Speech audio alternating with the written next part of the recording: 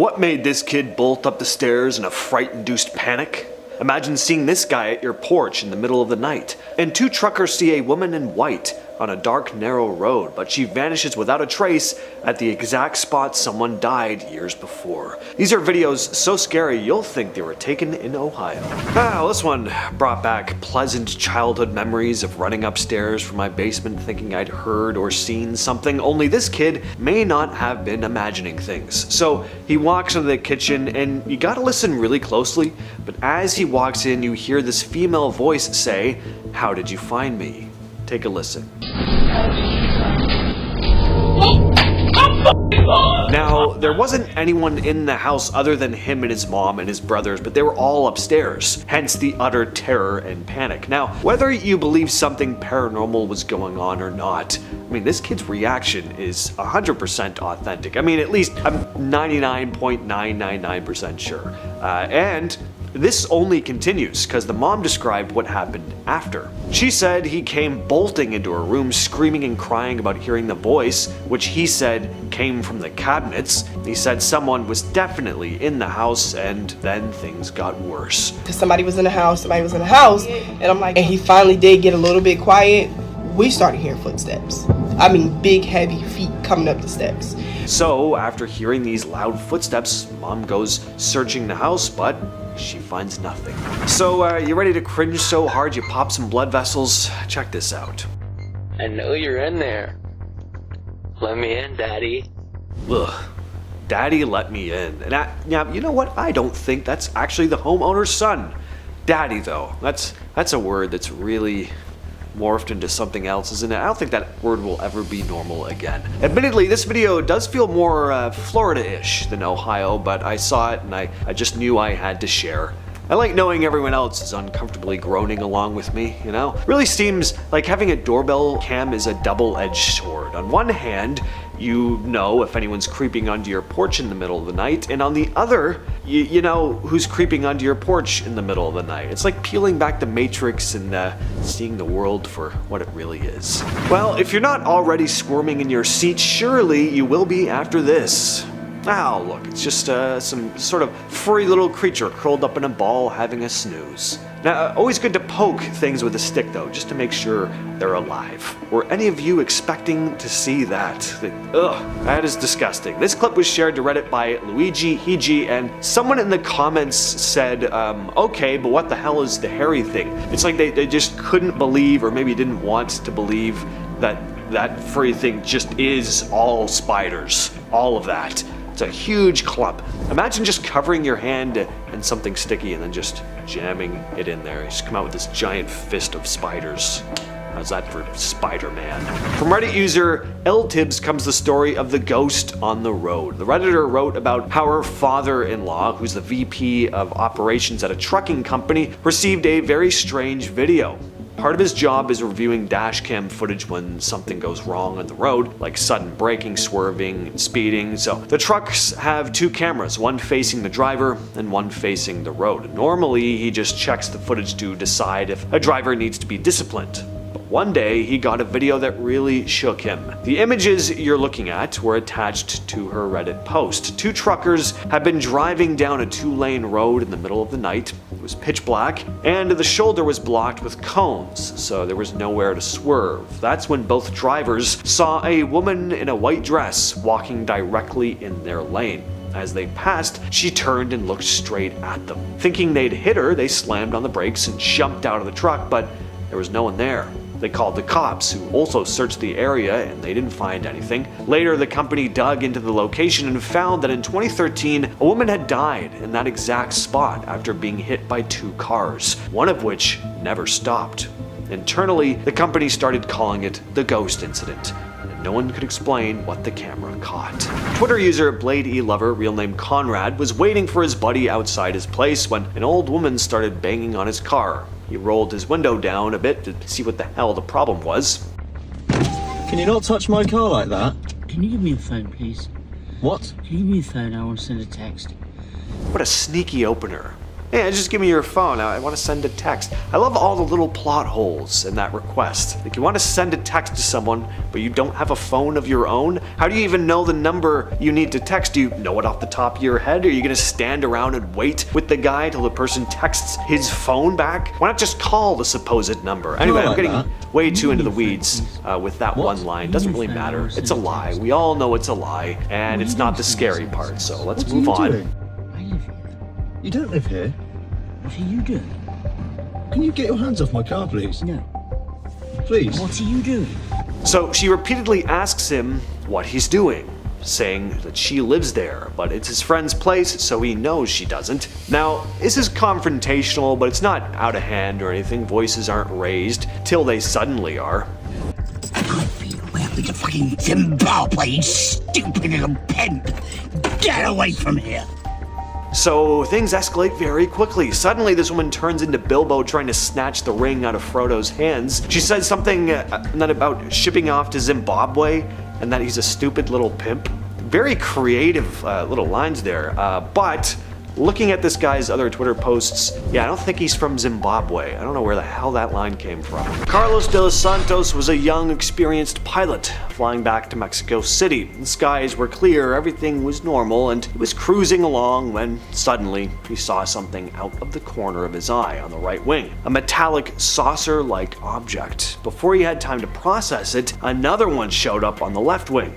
Then a third came barreling toward him head-on, barely missing the nose of his plane. And then something truly horrifying happened. His controls were unresponsive. He couldn't steer, he couldn't descend, it was like the plane was just flying itself. Carlos radioed in, told air traffic control that he'd lost command of the aircraft and was being followed by unknown objects. He thought he was done for. But then, just like that, the discs vanished and the controls kicked back in. He safely managed to land back in Mexico City, shaken but alive. Aviation authorities even checked the plane afterward. No mechanical failure. Way before UFO sightings were trending on the internet, or even before planes existed really, we had Jose Bonilla, a Mexican astronomer who'd been trying to study the sun when something odd happened. In 1883, while observing sunspots from the Zacatecas Observatory, Bonilla noticed something strange. There were hundreds of dark shapes moving across the sun. Fast moving, oddly shaped, and all heading in the same direction. So he did what any astronomer would do. He started taking photos. Bonilla managed to capture over 300 of these strange objects in front of the sun using the technology of the time, which was basically a big old camera strapped to a telescope. He published his findings in a scientific journal, describing them as some kind of flying bodies. But he didn't say aliens or anything like that, he just logged what he saw. Over time, people came up with all kinds of theories. Some said it was just birds, maybe geese flying at high altitudes. Others said maybe meteors or debris. But here's the thing.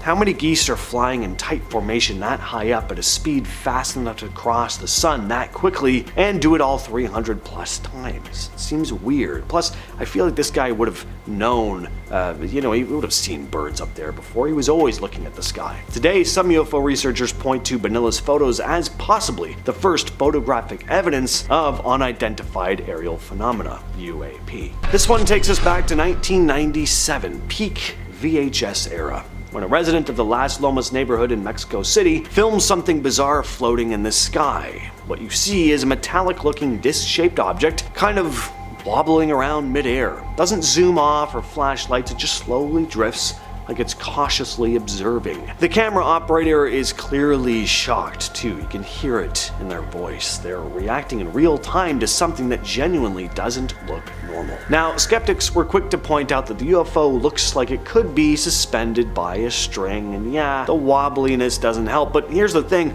it's floating in open sky, far off in the distance. If this was some cheap hoax, it was weirdly well executed for the late 90s. Others think the wobble might actually be evidence for the thing being real. Maybe it was damaged, maybe it was malfunctioning. Whatever it was, it's still one of Mexico's more debated UFO clips. So this one's basically Mexico's version of Roswell. The story goes like this. On August 25th of 1974, a small civilian aircraft, a Cessna, disappeared near a town called Coyami, right along the US-Mexico border. Not long after, both Mexican and American military forces were spotted moving into the area.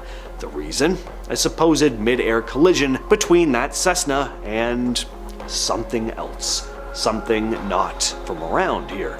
According to different reports and whistleblower-style retellings, the Mexican military was first on the scene. They located 2 crash sites, one for the plane and one for the unknown object. Eerily, the recovery team that got to the UFO was later found dead, with no obvious injuries. The bodies were said to be removed by a convoy that mysteriously disappeared, possibly intercepted by American forces who crossed the border and took everything, including the craft. Of course, that's the wild version. The official story is that the Cessna was part of a smuggling operation and just simply went down, but some think there's just way too much smoke here for there not to be fire. Military convoys, radio silence, surveillance planes. Something weird happened out in the desert that night. And if the US did swoop in and grab the wreckage, well, it wouldn't be the first time. At number 1, we've got a UFO hotbed that's been capturing people's attention for decades. Popocatépetl, one of Mexico's most active volcanoes. It's a bit of an anomaly when it comes to UFO sightings. This towering mountain, standing at over 17,000 feet, sits in a seismic and volcanic zone, which has some thinking that maybe earthquakes and eruptions might attract UFOs. Maybe the atmosphere around the volcano creates these strange, unpredictable phenomena that seem out of place, and maybe aliens are just curious about what's happening down below. Either way, there's no shortage of sightings here. Witnesses have described seeing strange objects, sometimes appearing near the summit, and it's not just a couple of isolated reports. There are multiple photographs showing strange lights or craft in the area. And sure, some of these sightings might just be planes, drones, or natural stuff, but others remain totally unexplained. The National UFO Reporting Center, or NUFORC, has recorded more than 2,000 UFO sightings just in the first half of 2025, a noticeable jump from previous years. According to their data, there were 2,174 sightings in that 6-month stretch, compared to 1,492 in 2024. NUFORC is a non-profit that collects UFO reports and looks into unexplained cases, and they warned that the numbers probably only scratch the surface. These figures likely represent only a small number of actual views, said Christian Stepien, NUFORC's chief technology officer. He estimates that only about 5% of UFO sightings ever get reported. Many of the reports they received this year actually describe events from years or even decades ago because of the stigma around coming forward. The reports come from all kinds of people, from ordinary citizens to air traffic controllers, police officers. UFOs have been grabbing headlines a lot more recently, especially after David Grush testified in 2023 that the Pentagon had been running a secret UFO tracking program. And since then, other people in the military and the government have come forward backing him, saying the Department of Defense hasn't been fully honest with the public or Congress about what they know. I'm gonna guess a lot of you have heard the recent buzz about 3I Atlas, but for those not in the know, there's a strange object from outside our solar system called 3I Atlas, which has made its way into our solar system, and scientists are flipping out about it. Harvard professor Avi Loeb has even come out saying it could be alien technology because of its weird path past Venus, Mars, and Jupiter, which he said showed, quote, precision. NASA first detected it on July 1st, and it's only the 3rd known object from another star system to visit us, after Oumuamua in 2017 and Comet Borisov in 2019. The object is moving insanely fast, more than 37 miles per second, so launching a new spacecraft to catch it is basically impossible. A study from Michigan State University calculated that a mission would have needed to launch at 15 miles per second on the day of the discovery just to reach it. Instead, Loeb has suggested redirecting a spacecraft that's already in space, like NASA's Juno probe. He thinks Juno could use its remaining fuel to intercept 3I Atlas when the object passes about 34 million miles from Jupiter in March of 2026. Florida Congresswoman Anna Paulina Luna supports this idea. In a letter to NASA, she wrote, "It is recommended that NASA conduct a study to assess how much fuel is left in Juno's engine, and I support an extension of the Juno mission at least until mid-March 2026 at a cost of about $15 million per 6 months from the current expiration date of mid-September 2025. Not everyone agrees though. Jason Wright of Penn State said Juno does not have enough fuel to visit 3i Atlas. Its main engine is also malfunctioning. Researchers are still exploring other options, like redirecting Mars Odyssey or the Mars Reconnaissance Orbiter. Atsuhiro Yaganuma from Michigan State said it would require a lot of fuel and a lot of rapid mobilization from people here on Earth, but getting close to an interstellar object could be a once-in-a-lifetime opportunity. Back in June in Pembroke, Massachusetts, a woman named Colleen McCormick saw something while hanging out in her backyard. Around 9 p.m., she was just sitting by her hot tub when she noticed this weirdly shaped object in the sky, plummeting toward the ground. She managed to capture it on camera. It looked like it was on fire or something. She ran to the front of her house, expecting to hear a loud crash when it hit, but the blinking object quickly disappeared from view. "My heart was pounding because I just looked up," she said. Well, the FAA weighed in, but they didn't really have a whole lot to add. They said they hadn't received any reports of debris in the area and generally don't comment on third-party videos like this one. The Pembroke Police Department and the Fire Department reported no signs of wreckage or other reports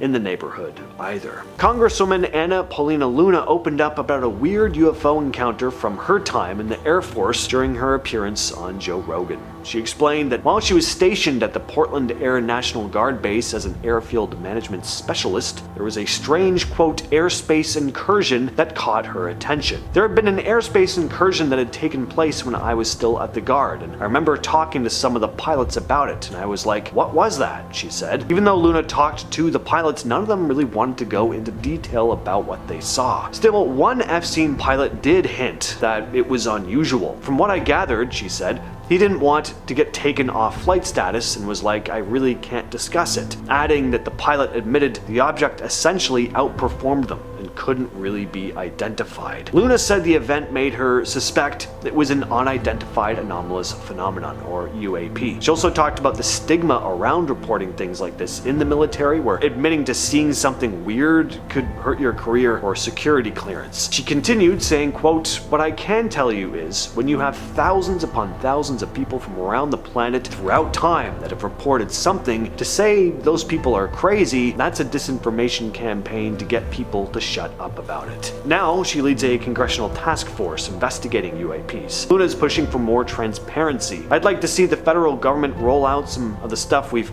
been given access to, because I think that information belongs in the hands of the American people," she said. This one's pretty classic.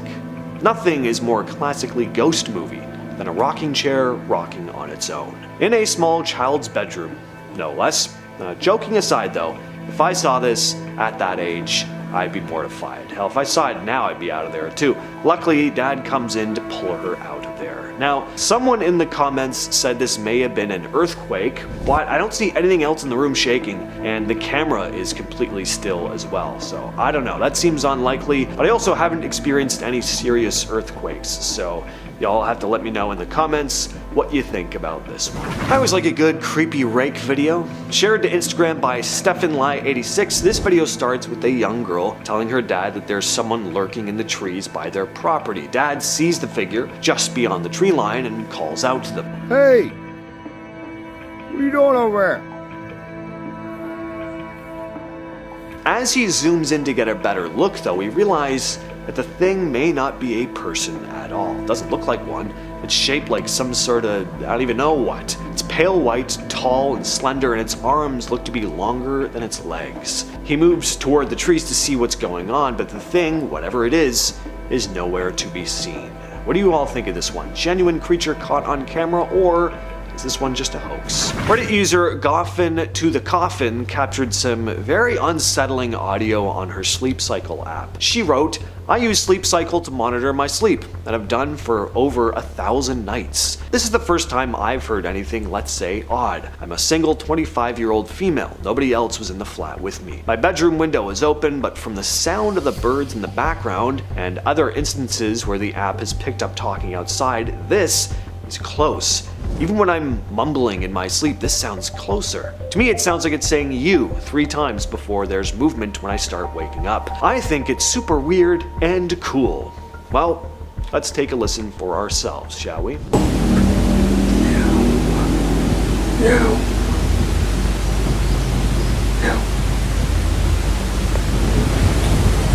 No, that is not cool. That is the opposite of cool. I wouldn't be cool with that. Doesn't sound like the voice is saying you, by the way. Sounds like it's saying kill. Reddit user Brat2299 shared this image to Reddit. Notice anything strange about it? Let's zoom in a bit. Just what the hell is that? Can't be anything good, that's for sure. That's not a face that screams friendly. It's a face that screams Michael Myers, the slasher villain, not the beloved comedian. I mean, if I saw Mike Myers appear in the reflection of a picture frame in my home, I'd be a bit alarmed, confused for sure, not terrified. I'd probably just be worried that he died and was paying his fans a final visit. But the ghostly image of Michael Myers' mask, that's a lot less welcoming. In 2019, a group of real estate investors in Philadelphia were checking out an old house they bought to renovate. The place looked like the usual kind of rundown, dusty, dark, creepy, but nothing out of the ordinary at first. Then one of them noticed something weird near the staircase, a thin string stretching across the steps, barely visible.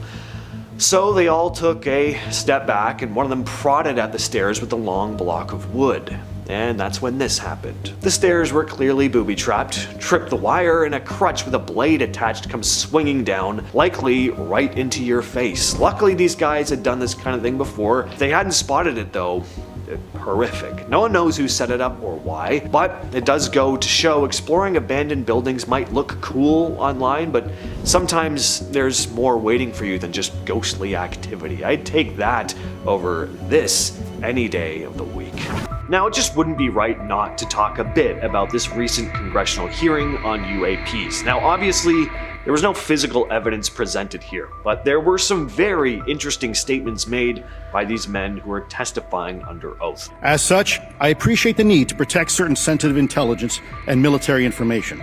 I consider my oath to protect secrets as sacred, and I will always put the safety of the American people first.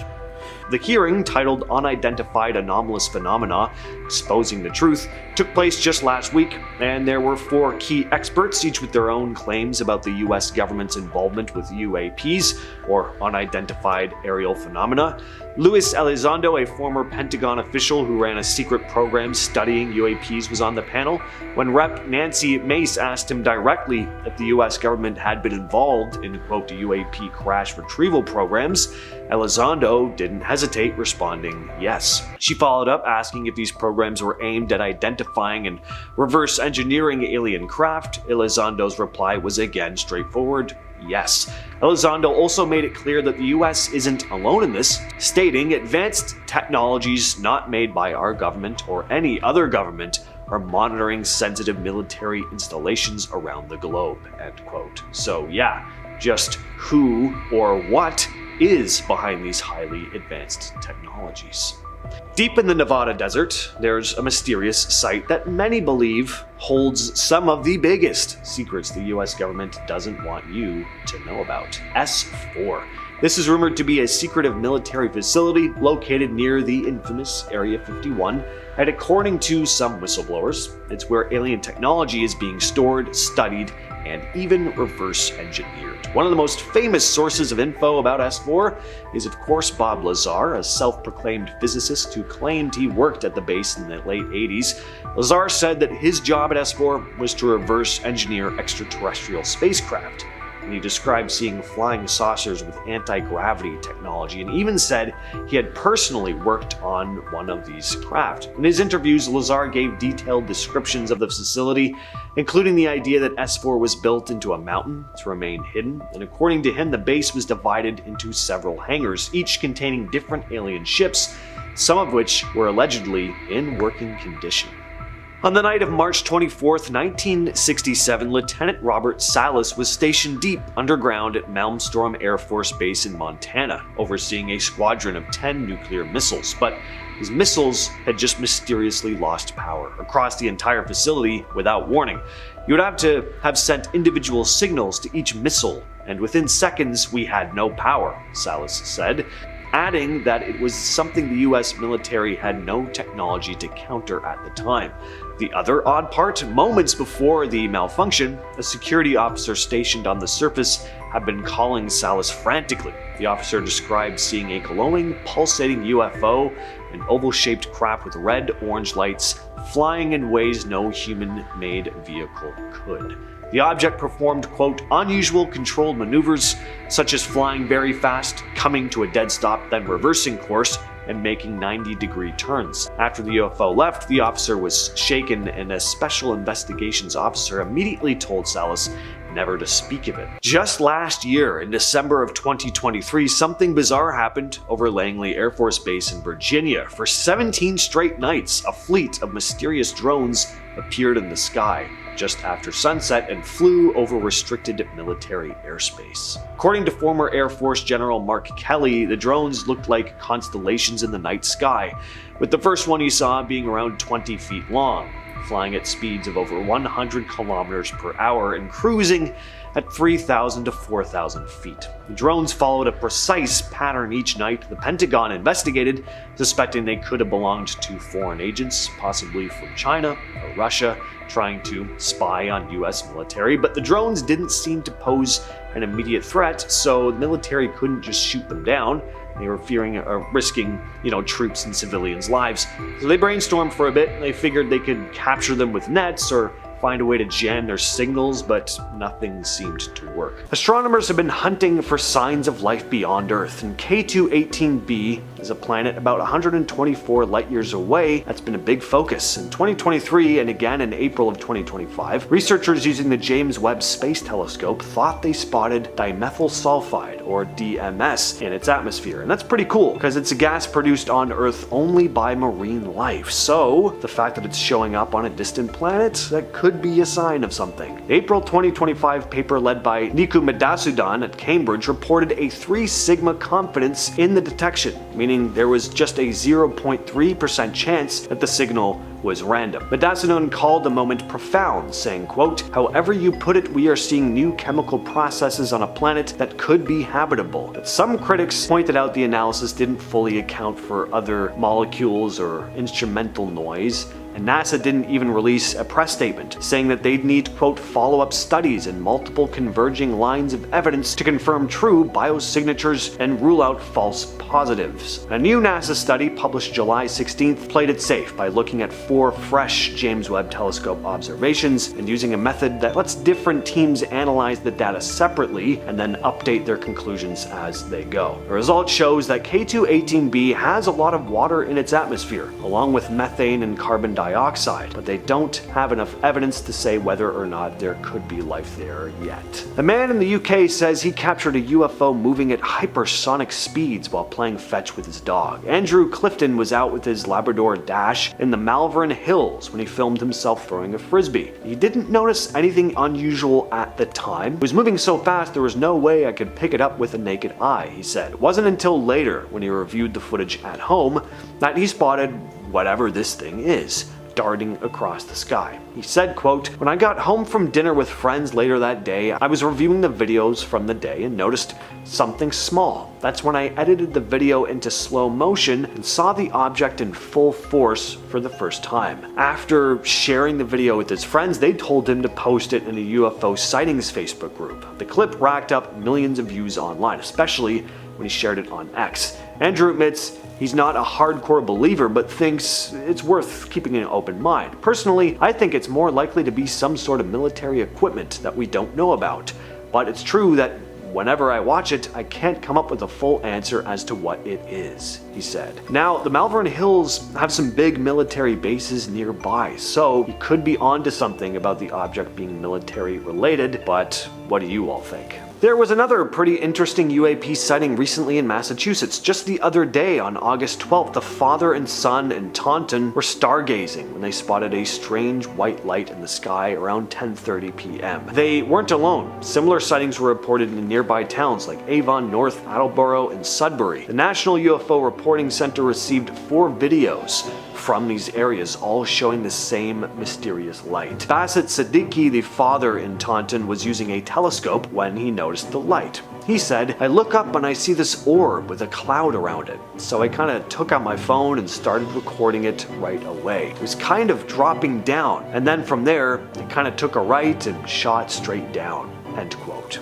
Now, we've talked a lot about recent updates on possible alien life, which makes this article from 2015 very interesting. Because at the time, NASA chief scientist Ellen Stoffen was pretty confident that we were on the verge of finding alien life, and was predicting that we'd have definitive evidence in 2025. She added, "We know where to look, we know how to look. We have the technology and we're on a path to implementing it. And so I think we're definitely on the road." End quote. And there are plenty of places to check. Europa and Ganymede, moons of Jupiter and Saturn's Enceladus all have oceans under ice. NASA's Curiosity rover has found organic molecules and nitrogen on Mars, which are the building blocks for life. Almost every star we look at has planets, and a lot of them could support life. American astrophysicist Paul Hertz summed it up, saying, "The Milky Way is basically a, quote, soggy place, with water and clouds between stars, around forming planets, and even in comets breaking apart. To actually find life, Ellen Stoffen says humans will probably need to go, saying, "I'm a field geologist. I go out and break open rocks and look for fossils. It's eventually going to take humans on the surface of Mars. Field geologists, astrobiologists, chemists, actually out there looking for that good evidence of life that we can bring back to Earth." Back in 2017, this video started spreading online, and it had people pretty creeped out. It was filmed at Phuket International Airport in Thailand. The story goes that a pilot was the one who caught it. The camera is pointed at this jet bridge, the tunnel thing that connects the airport gate to the plane, and you can clearly see these shadowy human shapes moving inside it. The problem is, the jet bridge was supposed to be completely empty. No boarding, no staff. Yet the figures look like they're just walking along, like normal passengers heading to their seats. The footage blew up on Thai social media first before jumping over to international sites. The story goes the airport is haunted, tied to accidents that have happened there in the past. The figures don't move like random light flares. They have the shape and pace of actual people. The video never really got a clear explanation. On March 28, 2018, a passenger flying over the Aegean Sea to Athens, Greece, captured this footage. Harry Forides filmed this really strange object from his plane window that looked like it was keeping pace with the jet. He shared the footage on YouTube and his Facebook page, writing, "It appears to be flying away at right angles from our commercial jet, and somehow without either of us appearing to turn, we end up almost following it." The object in the video looks like a disc sort of thing, moving in a way that doesn't match a normal plane. One YouTube comment read, "That was no plane, that was a huge disc." Another said, "I've never seen a UFO leave a trail like this one. However, the way it turned is something else." Of course, not everyone was convinced of the UFO part. Some argued it was just a jet leaving a contrail, pointing out that it was flying at about a 90-degree angle from Carrie's plane. Still, I mean, the footage is pretty crazy looking. I mean, this thing looks big. On December 29th of 1972, Eastern Airlines Flight 401 crashed in the Florida Everglades while on its way from New York to Miami. The crash happened late at night, and it was deadly. 101 people lost their lives, including all 3 cockpit crew members, 2 flight attendants, and most of the passengers. The crew had gotten distracted by a burnt-out landing gear light. The captain accidentally bumped the yoke, turning off the autopilot, and the plane slowly lost altitude without anyone noticing. In the months and years after the crash, though, rumors started spreading among Eastern Airline employees and some passengers about ghostly sightings. People started saying they were catching glimpses of the deceased crew members, Captain Loft and First Officer Repo, sitting in other planes. The sightings were supposedly only on planes that had parts salvaged from Flight 401. The CEO at the time, Frank Borman, called the stories, quote, "garbage." Still, the sightings were happening so often that Eastern actually went to the trouble of removing the salvaged parts from the planes. Fun fact, some of those parts ended up in Ed and Lorraine Warren's occult museum.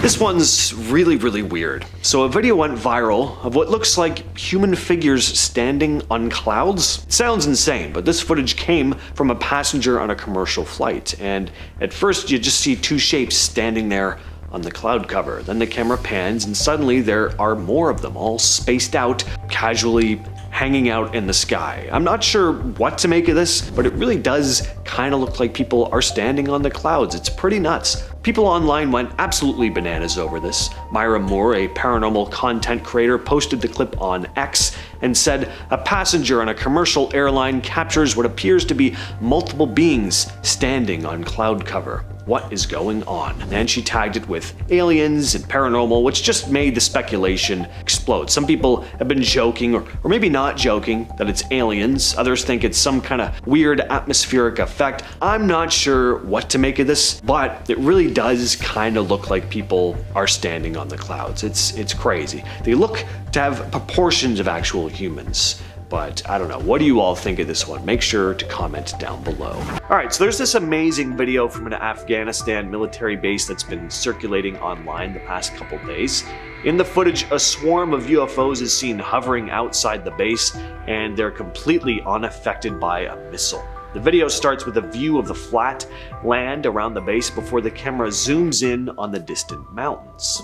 There, 4 black dots are seen floating in the sky, and at first they might just seem like flares or training targets, but as the camera gets closer, the orbs appear to be leaking some kind of fuel or liquid beneath them. Then, out of nowhere, a short-range missile shoots across the screen and hits 2 of the orbs directly, and you'd expect them to be obliterated, but no. As the debris disperses, the orbs are completely unharmed.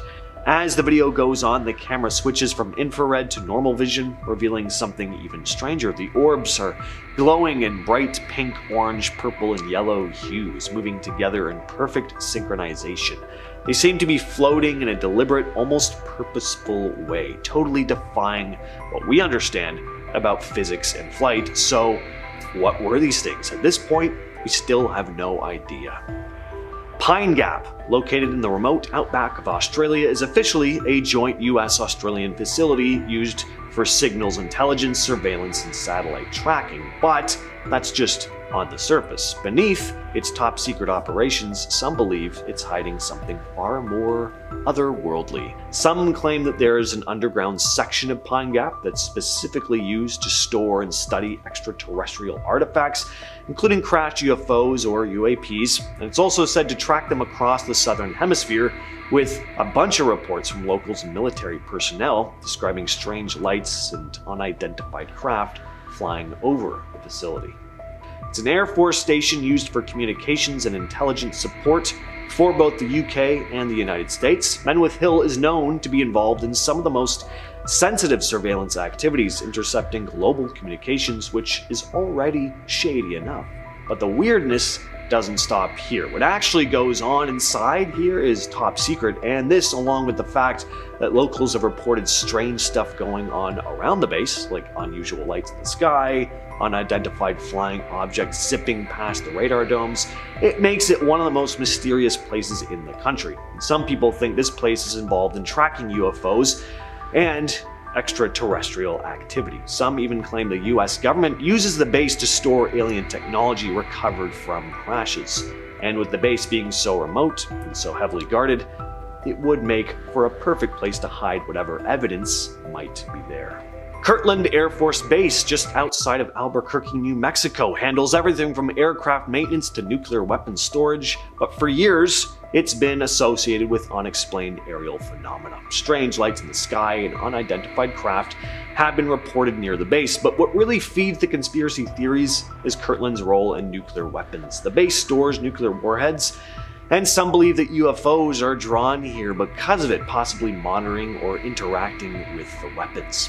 One of the most popular stories surrounding Kirtland is its connection to the 1947 Roswell incident. Many believe that the base may have been involved in retrieving the wreckage from the famous UFO crash, with the debris possibly being stored or studied there. There's also the fact that Kirtland is home to the Sandia National Laboratories, which works on advanced weapons and defense technology. Loring Air Force Base in northern Maine might not be on everyone's radar, but it's definitely caught the attention of folks who are into UFOs. The base was decommissioned in 1994, but was home to nuclear weapons and played a key role during the Cold War. During its 40 years of operation, though, there were some strange reports of UFO sightings in the area. The Loring UFO incident was a series of sightings in the 70s where military personnel reportedly saw unidentified objects near the base. According to some reports, the objects seemed to be interacting with the base's radar systems, even jamming them at times. Some believe the military may have been studying alien tech or even trying to make contact. And even though the base has been inactive for years, stories about strange activity around Loring are still reported to this day. Mars is one of those planets that just won't stop teasing us. Between all the rover missions and satellite images, NASA's gotten a ton of data about the red planet, and yeah, some of it's pretty bizarre. Over the years, there have been some oddities people have pointed out, and some of them have even led to conspiracy theories about NASA possibly trying to cover stuff up. People have pointed out odd rock formations that kinda look like pyramids, or maybe even the ruins of a full-on city. If you ask NASA, these are just natural geological formations, but some think the space agency is just downplaying it all. So what if NASA really did find evidence of past alien civilizations on Mars? Why would they keep something like that a secret? Well, some think they're covering it up to keep control over the situation, to prevent mass hysteria. Could Mars be home to some kind of extraterrestrial life? Possibly even intelligent life? Hidden away in some secret location that's never been shown? We might just be scratching the surface with all those photos. Maybe there's more to the story that NASA's not letting on. This one's really weird. So the Black Knight satellite is an alleged alien spacecraft that's been orbiting Earth for thousands of years.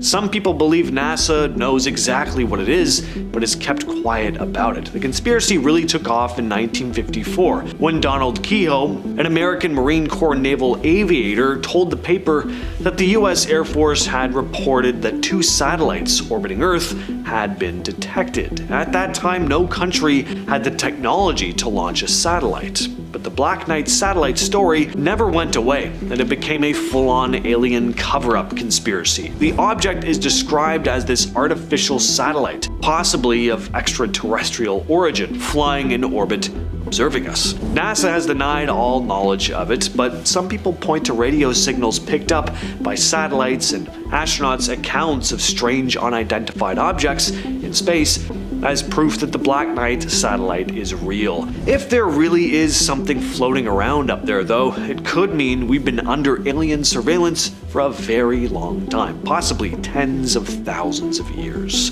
NASA's relationship with the UFOs is kind of this awkward, unspoken thing.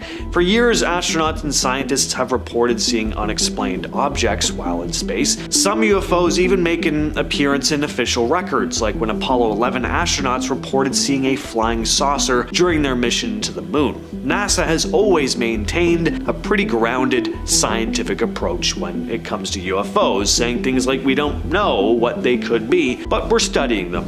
They never provide any solid answers though, and maybe they just really don't have any, but that's not what some people think, including some who have been to space themselves. Astronauts like Edgar Mitchell, for example, the 6th person to ever set foot on the moon. Up until his death in 2016, he was pretty vocal about his belief that UFOs and aliens were real, and that NASA knew much more than they were letting on. So what is the deal here? Are they keeping secrets about extraterrestrial visits? Do they actually not have any idea what they could be, despite all the eyes they have on the sky?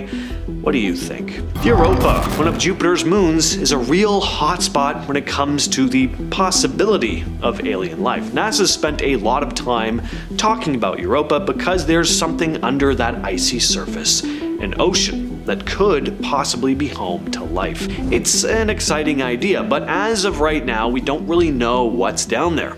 Or do we? Some researchers believe NASA knows much more than they've let on. Europa's ocean is considered one of the most promising places to find life beyond Earth, so why is NASA so quiet about it? Could it be they've already discovered something under the ice? Some conspiracy theorists think NASA has already found signs of alien life in Europa's oceans, but they're keeping it under wraps. The whole situation is a bit fishy to some, especially with all the secrecy and the fact that missions to Europa keep getting delayed or altered. Could NASA be sitting on a major discovery, just waiting for the right moment to drop it? In 2017, the Pentagon confirmed it had been running a secret UFO program known as AATIP, the Advanced Aerospace Threat Identification Program. The revelation caught a lot of people off guard, but NASA was likely involved, at least behind the scenes.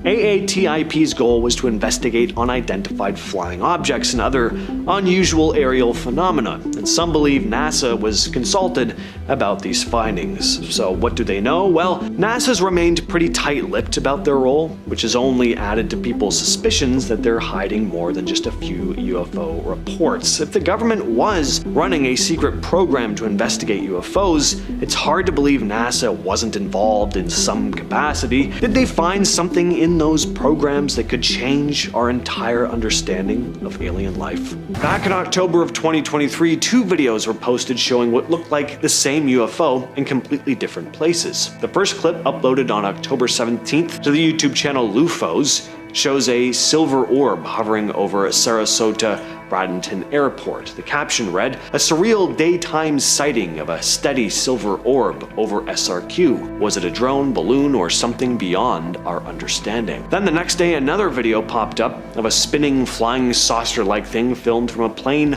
flying from Bogota to Salento in Colombia. People immediately noticed the similarities here. The UFOs in both videos looked almost identical, and some pointed out they even resembled the Pentagon's 2015 gimbal video, which was released in 2020, showing a strange object moving in ways that no known aircraft can. Back in 2023, a Russian flight was delayed after a passenger freaked out just before takeoff. A 37-year-old man started shouting that he could see 3 ghosts of Wagner mercenaries who were watching him. Footage of the incident was shared online by an advisor to Ukraine's Interior Ministry, with English subtitles added. In it, the passenger can be heard panicking, yelling, "Stop the takeoff, do it fast, stop the takeoff quickly, do it fast, I can see, stop the takeoff, make a stop." According to Russian news outlets, the man was calm when he first boarded, but suddenly jumped up claiming he was being followed by unknown people from the Wagner private military company. And then he tried to open the plane door and get into the flight deck. Cabin crew couldn't calm him down, so he was eventually just escorted off, and the flight ended up departing about 2 hours late. Now, obviously, this man was suffering from a mental health episode of some kind. Some are saying potential PTSD. I don't think there's been more info on this released to the public, so it's not clear what exactly triggered his hallucinations, but the man is now under care, thankfully. Back in April of 2012, a passenger on a flight over Seoul, South Korea, captured a strange oval white object in the sky, and the video quickly went viral. People were pretty divided over the footage. Aliens for some, and everyday objects like plastic bags or parachutes for others. It's kind of blurry, but you can still make out its shape. The way it moves just doesn't feel normal. Some commenters at the time said it could be a water droplet on the window. I mean, it kind of looks like that at first, but then it moves across the screen and flies up, so that's not the case. Some also said it could be a plastic bag or parachute, but again, the way it moves seems to debunk that as well. So, as always, what do you think?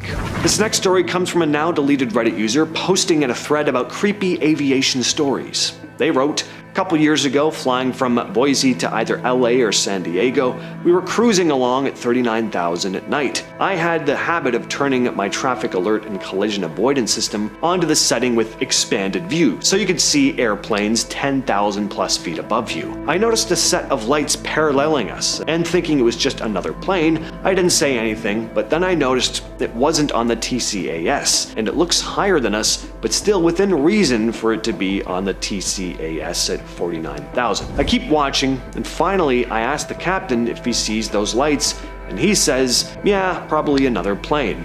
And I say, man, I don't know, I've been watching it for a while. No flashing for a beacon or strobe, nothing obvious like that. He says, huh?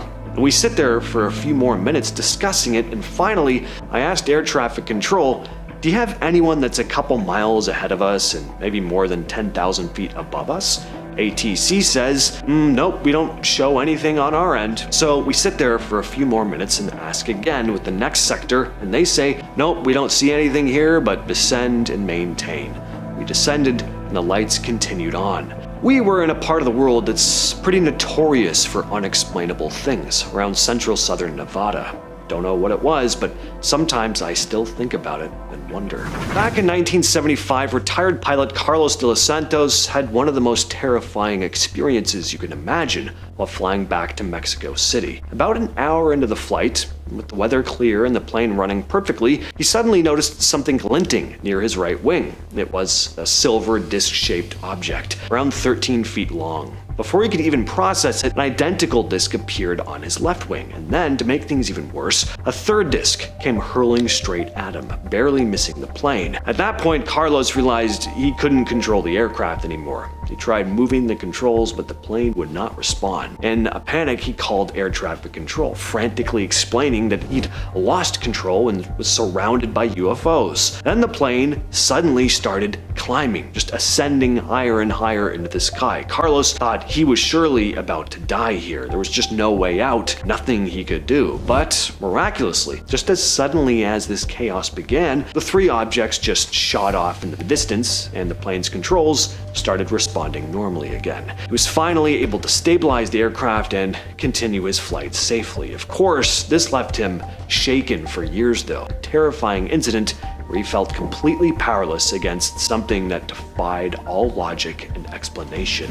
And finally, from Reddit user Yo Ra Dreaming comes the story of the footsteps. Overnight transatlantic 777 during the height of the pandemic. Middle of the night, I want to stretch my legs, so I go for a walk down the back of the aircraft and back up the other aisle. Only a handful of passengers on board and most are sleeping.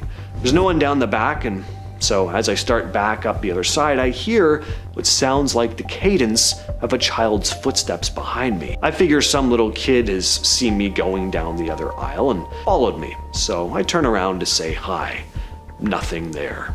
No one for 10 to 15 rows either side. It was a clear as glass night. No chop most of the way, just ocean and dark. No idea what it was. And we're starting off this list with the elevator game. This is the most well-known paranormal elevator game, and all you need is an elevator and some guts, because playing this might just transport you to another dimension. The elevator game is a nighttime ritual that requires access to a 10-floor elevator. It's usually played alone, but friends can join in. The goal is to reach a different world by following a specific sequence of floor selections. So here are the instructions. Enter the elevator, press the button for the 4th floor, descend to the 2nd floor, go back up to the 6th, return to the 2nd.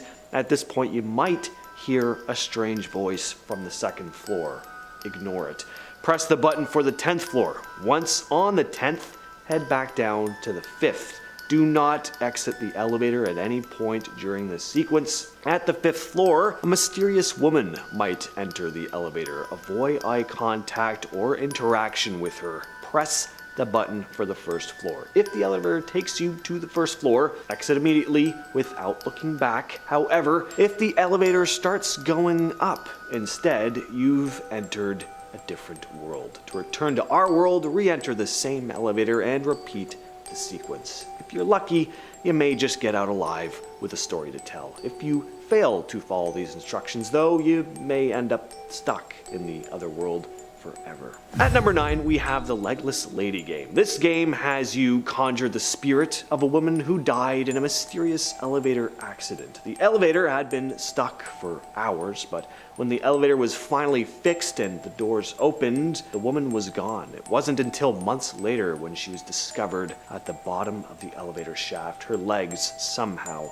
severed. So let's start with what you'll need. You'll need access to, of course, an elevator, a quiet one, so best to play this at night, and a partner who will act as your guide. You'll start by entering the elevator at the bottom level. Once the doors close, repeat the following. Legless lady, catch me if you can. Then press the button to the 2nd floor. Stand facing your guide, close your eyes, and take deep breaths to try and relax. Your guide will start talking and ask you to visualize the elevator as it ascends to the next floor. And once the elevator reaches the floor. Picture the doors as they open. Your eyes are still closed, mind you. As the doors open though, your guide will ask you to describe what's on the other side. You may visualize a dark hallway, but empty. Then let the doors close and begin ascending to each floor, repeating this process. With each floor, the ghost of the legless lady may start appearing at the end of the hallway, moving closer and closer to the elevator with each floor. Keep playing until you feel like she's close enough to reach her hand inside. You don't want to get to that point, because if you do, you may actually feel a cold hand reach out and grab you, dragging you into the depths of the elevator shaft forever. Next up, we have an elevator game story that was shared on Reddit by a now deleted user. It goes as follows. So I had decided to play the elevator game. It was late at night and I had the whole building's elevator to myself. I followed the instructions step by step, feeling a bit skeptical but curious. Around the middle of the game, I start getting this weird, cold, shivery sensation, like the hairs on my arms stood up. And I couldn't shake off the feeling that something was off, but kept going. And when it got to the point in the game where you reach the 5th floor, the elevator doors slid open and my heart skipped a beat. This woman walked in. I swear I'd never seen her in the building before. And it was messed up because she had this eerie vibe about her, and her eyes, I can't even describe it. They felt like they were piercing through me, like she knew everything about me. I kept my eyes on my feet, but I just felt hers on me. I didn't know what to do, but I sure as hell didn't want to stick around. I hit the button for the 1st floor, hoping to get out and leave her behind. It felt like an eternity, but eventually the elevator doors opened on the 1st floor. I dashed out without looking back. I can't explain it, but that encounter with the mysterious woman in the elevator still gives me the creeps. I'm not touching that game again. No way. And at number 7 is Elevator. Now, this isn't a game you actually play in the real world. It's a video game, but from what I've heard and seen, it's pretty damn creepy. It's an internet game by Krill VP. The game is pretty simple. It's in first person, and you start by walking down a dimly lit apartment hallway before accessing the elevator. Each floor you land yourself on, you have a new ominous area to explore. There are specters and horrifying creatures awaiting in the shadows. It's a spooky game from what I can see. There's this dark ambient drone the whole time, and it has some liminal space elements to it, which I'm a big fan of. Worth checking out. No, never play it. This next game on the list is called Elevator Ghost Tag. All you need for this one is an elevator with at least 10 floors, a Ouija board, and you. The game also must be played after midnight, so make sure you're playing this one in a safe building. Rules also don't say anything about needing to play it alone. So you could start this game in your own apartment. This is where the Ouija board is going to come in. Basically, you need to make some sort of contact with the supposed spirit in order for the game to start. Use the Ouija board the way you normally would, and if you manage to make contact with something, ask it if it wants to play. If the planchette moves to yes, then you can proceed. Now you'll head to the elevator and ascend to the top floor. Once you're there, hit the button for the 1st floor. The object of the game is to get to the very 1st floor without the elevator stopping on any floors on the way down. If the elevator stops on a floor on the way down and someone else gets on, then the game has failed and you just need to restart. Now, if the elevator stops on a floor and the doors open, but the hallway is empty, well, then whatever you've contacted has caught up with you and you've just lost. As for what your loss entails, I guess that's up to your ghost. Kepler, NASA's exoplanet hunting telescope, got a lot of people talking when it discovered thousands of potential planets outside our solar system. But that's not all. Some scientists believe Kepler has picked up signals that could be coming from extraterrestrial civilizations. If this is the case, well, the question is, are they coming from aliens intentionally trying to communicate? Well, who knows? NASA has downplayed these things, labeling the signals as noise or interference from natural sources, but others aren't convinced. They think NASA's purposely brushing aside these signals to keep the truth about alien life hidden from the public. Maybe they just don't want us to know that we're not alone in the universe just yet, still trying to figure out how to approach the situation. Even though they're the only people to ever go to space, astronauts are kind of the last people you expect to say they've had encounters with UFOs. I don't know what it is, but there is a surprising number of reports from space missions that do suggest otherwise.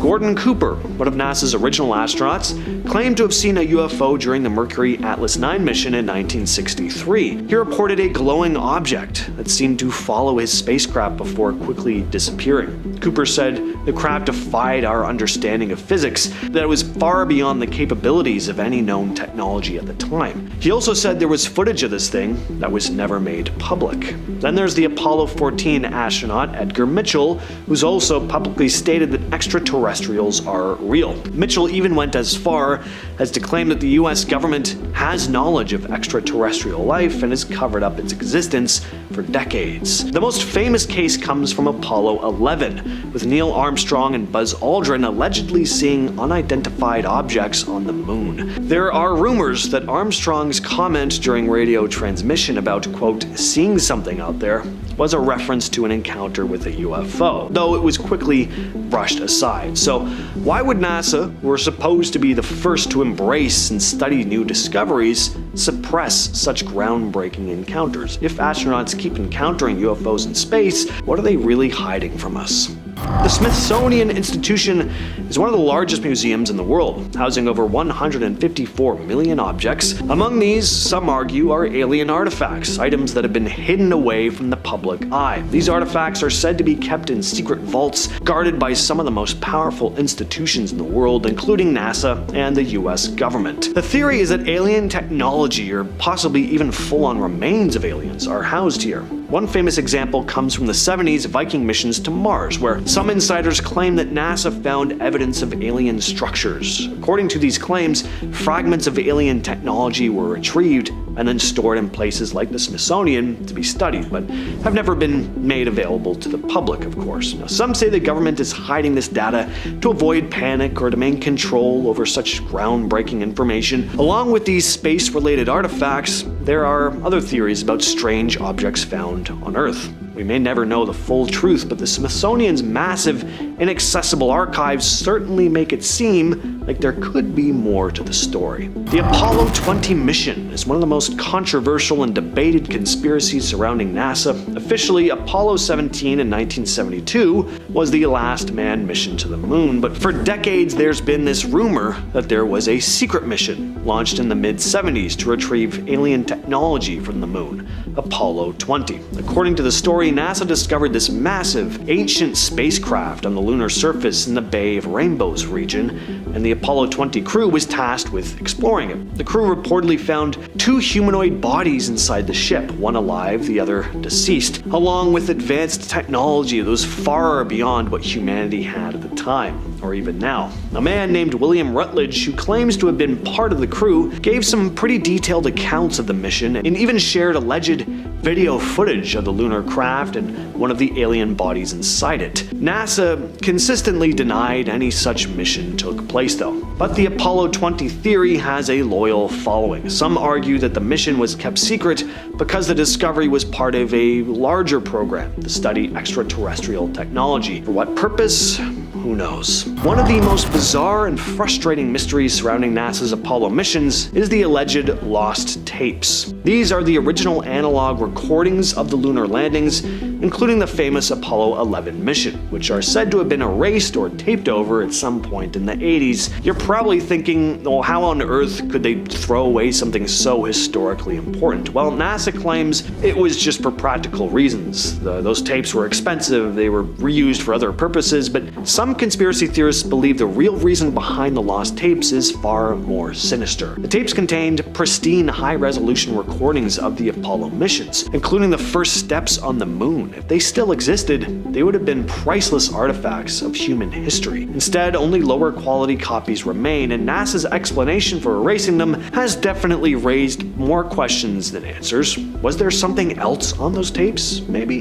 There have always been whispers that something was filmed during the Apollo 11 mission, something NASA didn't want the public to see. But if the tapes were really lost by accident, why did it take so long for NASA to give a clear explanation of what happened. In January 1966, a sugar cane farmer named George Pedley was driving his tractor near a swamp in Tully, Queensland, when he heard a loud hissing sound. Moments later, he saw something rise straight out of the swamp, a gray, saucer-shaped object about 25 feet across. It hovered for a few seconds before shooting straight up into the sky at incredible speed. When George rushed over, he found the reeds in the swamp completely flattened in a perfect circular shape, about 30 feet in diameter. The plants weren't broken. Instead, they were woven together as if something had pressed down on them with precision. Investigators and journalists swarmed the site, calling it the first true UFO nest. Unlike crop circles that often turn out to be hoaxes,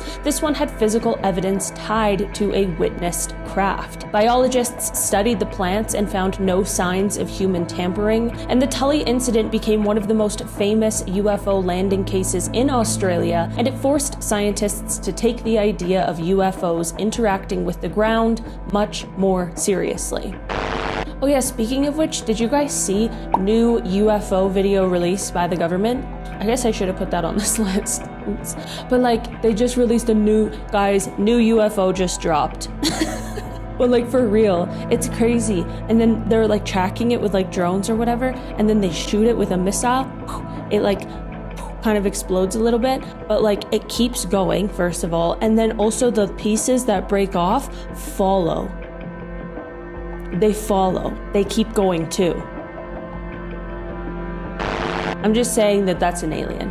I don't know. If you haven't seen it, you should really see it. It's crazy.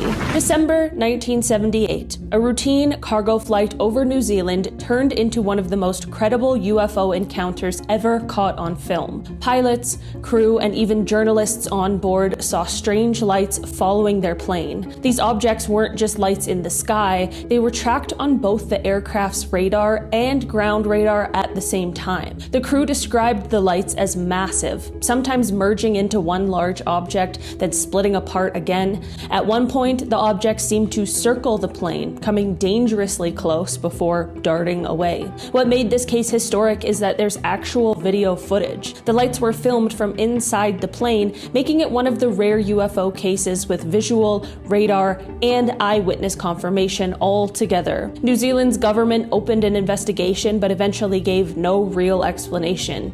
To this day, the Kaikoura lights remain one of the strongest cases for UFOs being real objects and not just tricks of the eye. Imagine working as a night guard and seeing a glowing disc hovering silently over the sea. That is exactly what happened to a security guard in Turkey. Between 2007 and 2009, he filmed multiple videos of the same object over the Sea of Marmara. At first, people assumed the footage was fake, but experts from Turkey's Scientific and Technology Board analyzed the videos and confirmed that they were not tampered with. What makes the case chilling is that in some frames you can actually see figures inside the craft, humanoid shapes with large heads standing near windows. These videos have been debated for years, with skeptics trying to call them camera tricks, but no one has conclusively debunked them. For many, it's the closest thing to seeing inside a UFO. The Turkish government never released an official explanation, which only deepened the mystery.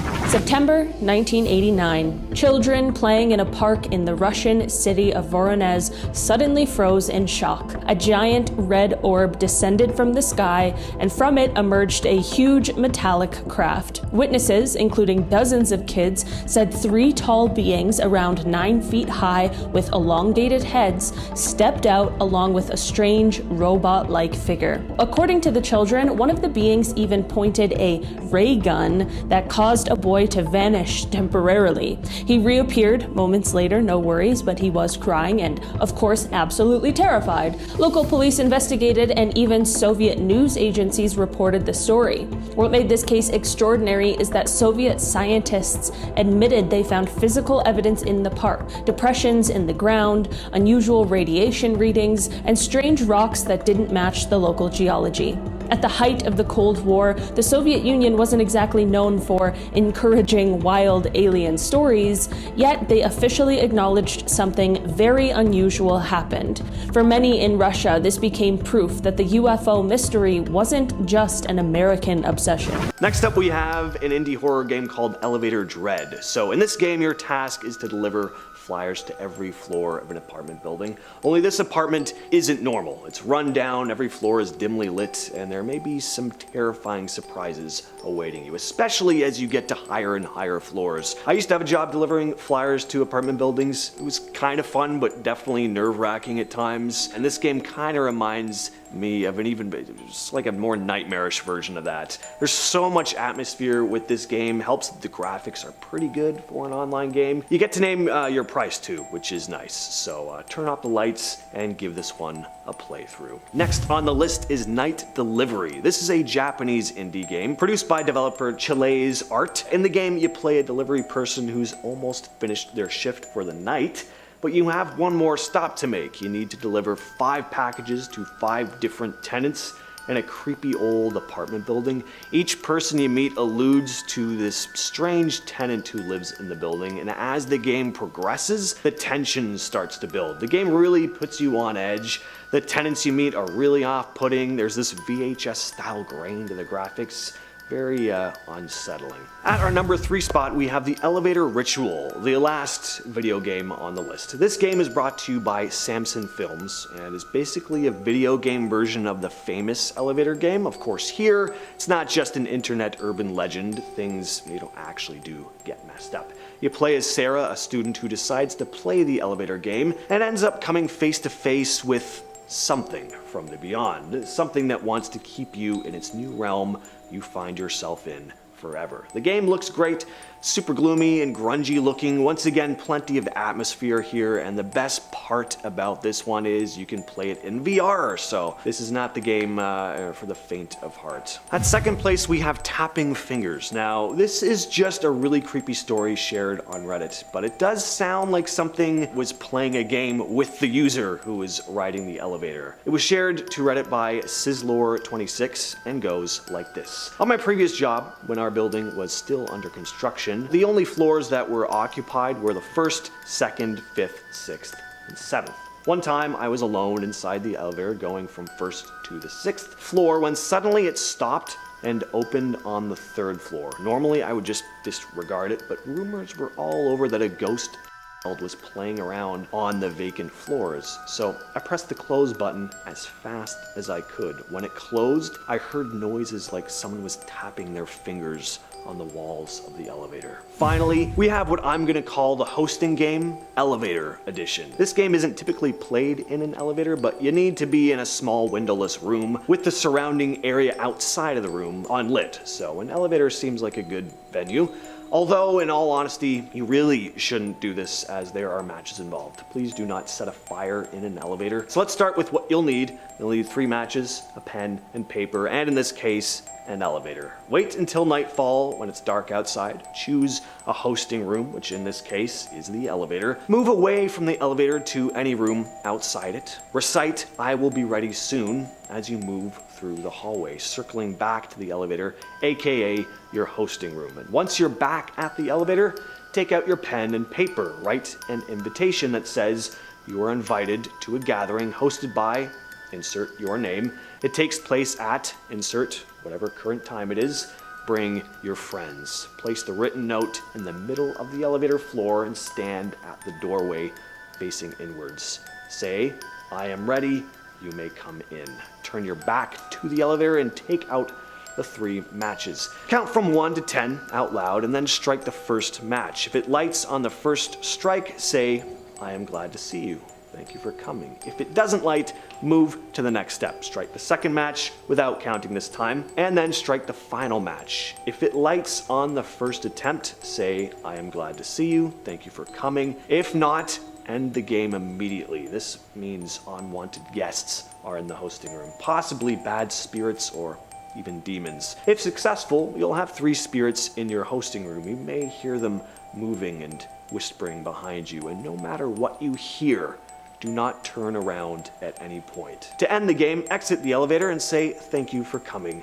Goodbye. Number 10, ghost pet. Okay, I'll kick this journey off with some pets from the afterlife. We love that. That's always nice to know, I guess.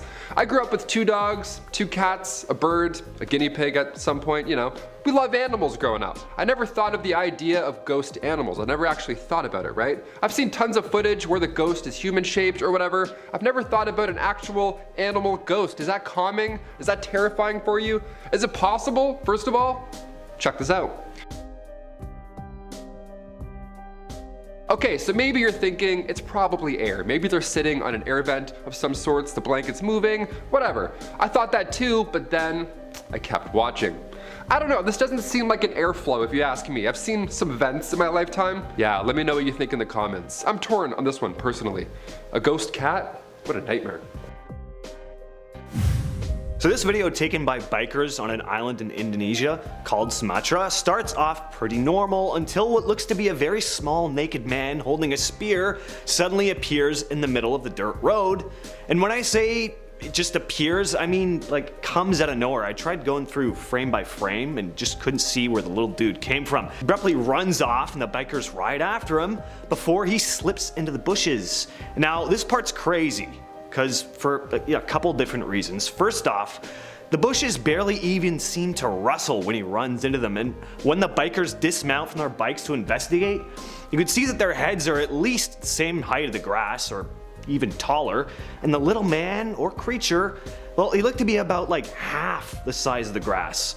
Some say this is a member of a mythical tribe known as the Mante, while others say it could just be a hoax. I don't know though, this one looks real, like there was definitely some little guy running around there. Number 8, ghost kid. Okay, moving from ghost animals to ghost humans. Here we go, a little bit more familiar. This next clip of unexplained footage comes from a TikTok user named Yushiani66. Now this is a school of some sorts, I'm guessing, and there's a music class, some sort of musical presentation that's lovely at first, but it looks as if a ghost child just appears out of nowhere on the right side and then just disappears again, just like that. Check it out. Yeah, it's almost like the person switches dimensions for a bit. They just change their mind, I guess. I don't know. They watch Loki, it seems. I'm a big fan of ghost footage. I love that. I've seen some odd blurs in my own personal home videos. I've seen a few odd things myself. We'll talk about it later. I'm on the fence. I don't know. I feel like I believe in ghosts. Up next, we have a woman with a sharp kitchen utensil on a doorbell cam. So this next video really made me want to run out and put a security camera by my front door, and after this you'll probably want to do the same. A man woke up in the middle of the night to his doorbell being rung, and now first off, I feel like anytime someone knocks on your door or rings your doorbell in the middle of the night, it's probably not for a good reason, right? Either you're getting some bad news or something seriously unsettling is going on, and that's what happens here. We see an elderly woman standing in front of the man's door, rocking back and forth, which is like unsettling enough in the middle of the night. Even during the day, if you didn't know her, it'd be like, what? But she's also brandishing a sharp kitchen utensil in her hand, patiently waiting for him to come down and open the door. Well, I say patiently, but she seems to be ringing the doorbell like over and over again and can't seem to stand still. What makes this video so unsettling is wondering what would have happened if he didn't have a security camera and opened the door. Unless she was just being a friendly neighbor and wanted to give him a brand new kitchen utensil, I don't see how this would have ended well. Hopefully the woman is okay. She, something's going on there. Number 6, ghost janitor. James and I are coming for everything on this list. We got poltergeists, haunted school plays, ghost cats playing under blankets, you name it. I'm trying to get a little bit of everything involved. This next one here reminds me of my old high school. Pretty sure that's Sinclair Secondary. I don't know, I'm pretty sure it was haunted. This clip was posted on YouTube by user Tubber Rubber. Awesome name, might I add. It's them filming security footage, and in it we see a janitor cleaning station just rolling on its own. Now, one of two things is happening here. One, there is indeed a ghost pushing this cart down a hallway, which, if that's the case, unreal. You're committed to the bit even after death. You deserve a raise. Awesome. Or two, the water is splashing around, causing the cart to move on its own. I don't know, one of the two. I'm kind of torn. The other night I was boiling water, and then out of nowhere this thing started just sliding off the burner zone by itself. It was scary, but sometimes momentum plus water equals, is that a ghost? What do you think? Comment down below. In 2004, fishermen near Socotra Island in Yemen reported a glowing metallic object rising out of the sea. They described it as looking like living metal, smooth and seamless with no seams or rivets. As it ascended, the water beneath it boiled violently, killing fish that later washed ashore. The fishermen said the object hovered silently before shooting into the sky at impossible speed. Some of the men became sick afterward, suffering from burns and dizziness. Local authorities were baffled, and the story was only lightly covered in Arabic language newspapers before vanishing. In August 1990, 2 hikers near Calvine, Scotland, snapped photos of a massive diamond-shaped UFO hovering in the sky, with a military jet flying nearby. They handed the negatives to a Scottish newspaper, which then passed them on to the Ministry of Defense, and then the photos vanished. For decades, the case became legend in UFO circles. The photos were rumored to be the clearest UFO images ever taken, and finally, in 2022, one of the original prints resurfaced. It showed exactly what witnesses described: a huge metallic diamond craft hanging in the sky with a jet circling below. The UK government had classified the photos for over 30 years, fueling suspicion. Why hide them if they were just a misidentified aircraft? On September 20th, 1977, residents of Petrozavodsk, a city in the Soviet Union, woke up to a terrifying sight. A massive, glowing object shaped like a jellyfish hovered over the city, shooting beams of light down onto buildings and streets. Witnesses said the beams looked like searchlights piercing the ground. For over 15 minutes, thousands of people across the region reported seeing the object. Some said their electronics malfunctioned, while others described a rain of glowing particles falling from the sky. The Soviet Academy of Sciences was ordered to investigate. Scientists admitted they could not explain it. This phenomenon was so widely reported, it even made international headlines, putting pressure on the USSR to start taking UFO reports seriously. Unlike other sightings, this one was witnessed by an entire city, making it nearly impossible to just dismiss. On a summer morning in 1967, 2 children in a French village were herding cattle when they saw 4 small, black-suited figures near a glowing sphere. At first, the children thought they were people, but then they saw the beings float into the air and enter the craft without moving their legs. The object emitted a loud, whooshing sound and shot into the sky, leaving behind scorched marks on the ground. Investigators interviewed the children separately, and their stories matched. Scientists later confirmed the burn marks in the grass couldn't be explained by natural causes. Unlike some sightings where the witness might be unreliable, these kids were consistent and detailed in their descriptions, and this case remains one of France's most well-documented close encounters. In 1988, authorities near Sao Paulo discovered the body of a man, but the corpse was not normal. The man had strange surgical incisions all over his body. His lips, tongue, and eyes were removed with precision. Organs had been extracted without damaging surrounding tissue, and there was no blood at the scene. Forensic experts said the injuries did not resemble animal attacks or normal situations, even though that's not normal at all. UFO researchers argued it looked like a case of extraterrestrial experimentation. While skeptics pointed to possible black market organ harvesting, the surgical precision baffled investigators. Brazil's authorities never released a final conclusion, leaving this case as one of the darkest mysteries in UFO history, but also just unsolved mysteries in general. On a cold January afternoon, 2 Finnish skiers were gliding across the snow when they saw a strange glowing object descend silently from the sky. It stopped about 15 feet above the ground, hovering directly over them. A beam of light shot out from the craft, paralyzing one of them. He collapsed into the snow, unable to move. The other guy dragged him away as the object silently lifted back into the sky. For weeks afterward, the skier suffered from dizziness, nosebleeds, and strange skin problems. Investigators later found ground traces where the object had hovered, including melted snow and radiation anomalies. This case stands out because of the lasting health effects. It wasn't just a sighting, it was a close encounter that left behind physical injuries, the kind scientists couldn't easily explain.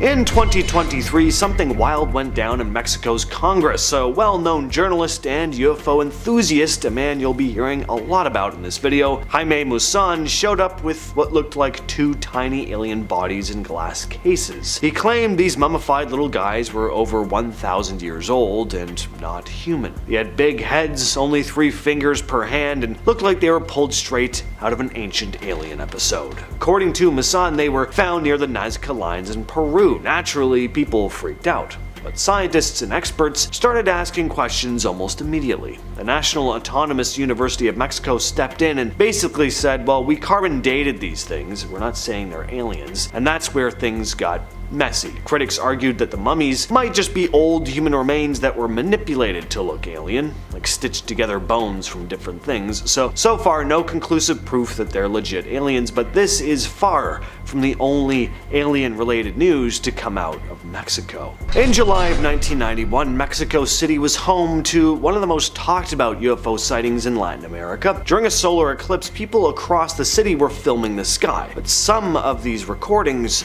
showed more than just the moon passing in front of the sun.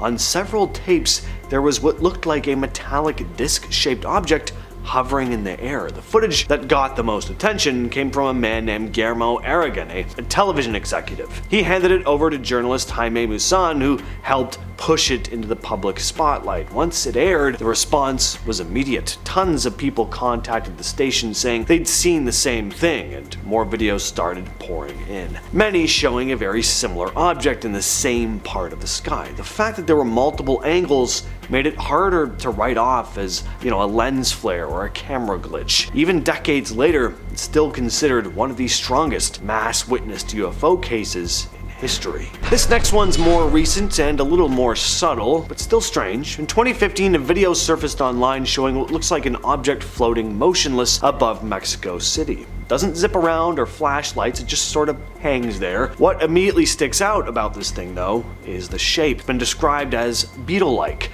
Not quite saucer-shaped, not a balloon either, definitely not the usual aircraft silhouette. The video was picked up by Scott Waring, a UFO blogger and self-proclaimed researcher who's known for analyzing sightings from around the world. He posted it on his YouTube channel and said the shape and movement, or, lack thereof, caught his attention. Of course, drones were already pretty common by 2015, so some viewers said that's probably what it was, but there is something about how it floats. It's kind of heavy looking, but still, makes it hard to explain away so easily. Before the so-called alien mummies were wheeled into Mexico's Congress in 2023, they'd also made headlines 6 years earlier. In 2017, Jaime Maussan and a team of researchers presented similar-looking mummified bodies found near Peru's Nazca lines. These specimens had the same elongated skulls, 3 fingers on each hand, and a skeletal structure that didn't quite match up with any known human remains, or so the claim went. Now, at first glance, it was the kind of thing that grabs attention. Strange-looking figures, supposedly ancient, and of course associated with the mystery of the Nazca lines, an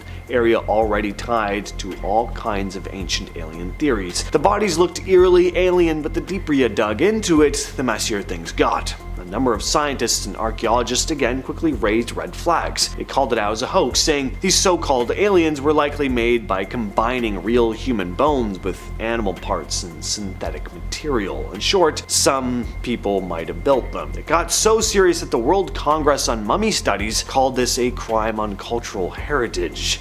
They were not playing around. It wasn't just about whether aliens were real, it was about disturbing and possibly destroying ancient human remains for the sake of making a viral story. Still, there are people who believe that these were really aliens, that there was some kind of cover-up going on, which continues to go on, apparently. What do you all think, though? This one comes straight from the military, which makes it stand out from your usual eyewitness videos. In March of 2004, a Mexican Air Force surveillance plane was flying over the state of Campeche when its crew spotted something strange. Actually 11 strange things. Using infrared cameras, they recorded multiple glowing orbs in the sky, flying at around 11,500 feet. The lights weren't visible to the naked eye, but they showed up clear as day on the infrared footage. What made this sighting even more intriguing was how the objects moved. They didn't fly in a normal pattern like a commercial or military aircraft would. Some of them even appeared to circle the plane. The pilots were clearly unnerved. The footage was eventually handed over to the Mexican Defense Department and they decided to release it to the public. That almost never happens. Once the video was out, Jaime Maussan got involved, again calling it solid proof of extraterrestrial visitation. It became a big story in UFO circles around the world. But as always, skeptics weighed in. Their main theory was that the glowing orbs were just flares from offshore oil rigs showing up as heat signatures on the infrared cameras. Still, the pilots insisted that what they saw and recorded didn't behave like any flares they'd ever seen, and the fact that the military made the footage public gave it a lot more credibility than your typical blurry YouTube clip. No matter how you look at it, this is one of the most well-documented UFO cases out of Mexico. Up next is a strange creature on the road. This mysterious video features someone driving down a quiet road at night. I feel like that's how a lot of creepy stories start. You don't often hear someone start a story with, "I was driving down a desolate road alone at night," without following it up with something at least a little unsettling. This video shows some kind of figure standing on the side of the road. It's hard to make it out because, like with most unexplained videos, the quality isn't fantastic. Usually shot on like a potato. And we pass by the figure pretty fast too as the guy is driving. Some people say it looks like some kind of bird creature. I don't really see that. It looks more like a zombie to me because its neck looks like it's broken, like it's resting at a strange angle. If that even is its neck, again, it's hard to exactly tell what this thing is. Even if it isn't a mutated bird creature or a zombie, which let's face it, it most likely is, why would someone be standing on the side of the road alone at night with their neck all twisted up? I really wanted the person shooting to like slow down or back up their car to see what it was, but I get why they didn't. I'd be burning rubber to get as far away from that thing as possible too. Number 4, Crayola Ghost. All right, here comes some imagination for you, some creativity. Here we go. This next one is honestly like a foreign one, because I got you, okay? This couple online decided it was wise to upload each and every bit of paranormal activity that goes on under their roof. Nice, someone watched Paranormal Activity movies, they're taking some notes. Some clips show a door moving on its own, but another clip that has gained quite a bit of momentum online has me torn and honestly pretty afraid. Apparently ghosts have favorite colors. Who knew? I always had a hunch, but now we have proof. These videos I like because it has other examples of non-paranormal activity in it as well. Only one marker is moving in this clip, not all of them, so perhaps there is some sort of force, some ghost force involved. Also, if you go out of your way to film something, especially something this small in comparison to, you know, all these other videos, you have my vote. I don't know, no one's gonna fake a little Crayola. That's not gonna get you any clout. Up next, we have a poltergeist. Poltergeist, the most violent of ghosts. It's like you take a creepy apparition that, while freaky, doesn't really do much but appear in semi-translucent form in family pictures or makes rooms cold, ooh. But what if that thing could throw stuff around your house, possibly hurting you, or worse, making a mess that you have to spend your free time cleaning up? Well, this next video, uploaded by Rocky Mills, features a man who believes there's a squatter in a home that he's renovating. He's obviously heard something before he started shooting, so he begins calling out to whoever this supposed squatter is while checking every room in the house. Things seem normal until suddenly a door to the basement abruptly slams on its own. The camera guy immediately opens the door, and there's nobody there. Just a set of empty stairs leading to the basement. I don't know how someone could have done that unless they just pulled that door shut, jumped down the entire flight of stairs and did a power roll out of sight. I don't know if power roll is a real term, but just rolled quickly out of the camera view. Suddenly the man hears something, drops his phone, which is still filming, and runs off. At which point we see the phone start to spin, seemingly on its own. Something about the guy's reaction in this video just seems really genuine. I don't know, maybe it isn't a ghost, but I don't think it was a hoax either. Seems like something was going on in that house. Number 2, haunted restaurant. Buddy, we got markers, buckets, now restaurants. Is everything haunted? Oh my lord. My last one for today is a haunted California restaurant. Nice. Make sure you tip, I guess, or else you're leaving with a demon, it seems. Cronies Bar in Ventura, California. The establishment actually released 2 videos themselves of what appears to be furniture falling and or moving on its own. The second clip shows a bar stool fall over on its own, but this time while nobody else was in sight. I've worked in a few bars in my life. I've been properly thrown up a bar stool before, and then it catches me, right? It falls, it's loud, it bounces like 11 times. It scares you, but this time the stool was still on the ground, so ergo, haunted. If you have any leading theories yourself, comment down below. I'm gonna be coming back looking for answers. I'd love to sleep tonight, so thanks. And number 1, we got the Jarkand alien. Next, we're looking at another video taken of a strange creature filmed by a group of bikers. Seems like if you ride around on a motorbike enough, you're bound to spot a weird naked humanoid at some point. This video is taken in Jharkhand, India, and though the footage is grainy, once again, it appears as if there is a pale, incredibly thin, alien-looking creature walking along the side of the road. And though the figure is hard to make out, I do agree that it looks decidedly alien. Appears to have no hair, walks in an unnatural manner, and at first, I thought I spotted big glowing eyes on its head, but then it turns around, revealing that whatever the glowing eye-looking things were actually on the back of its head. So, I don't know, but this one's strange.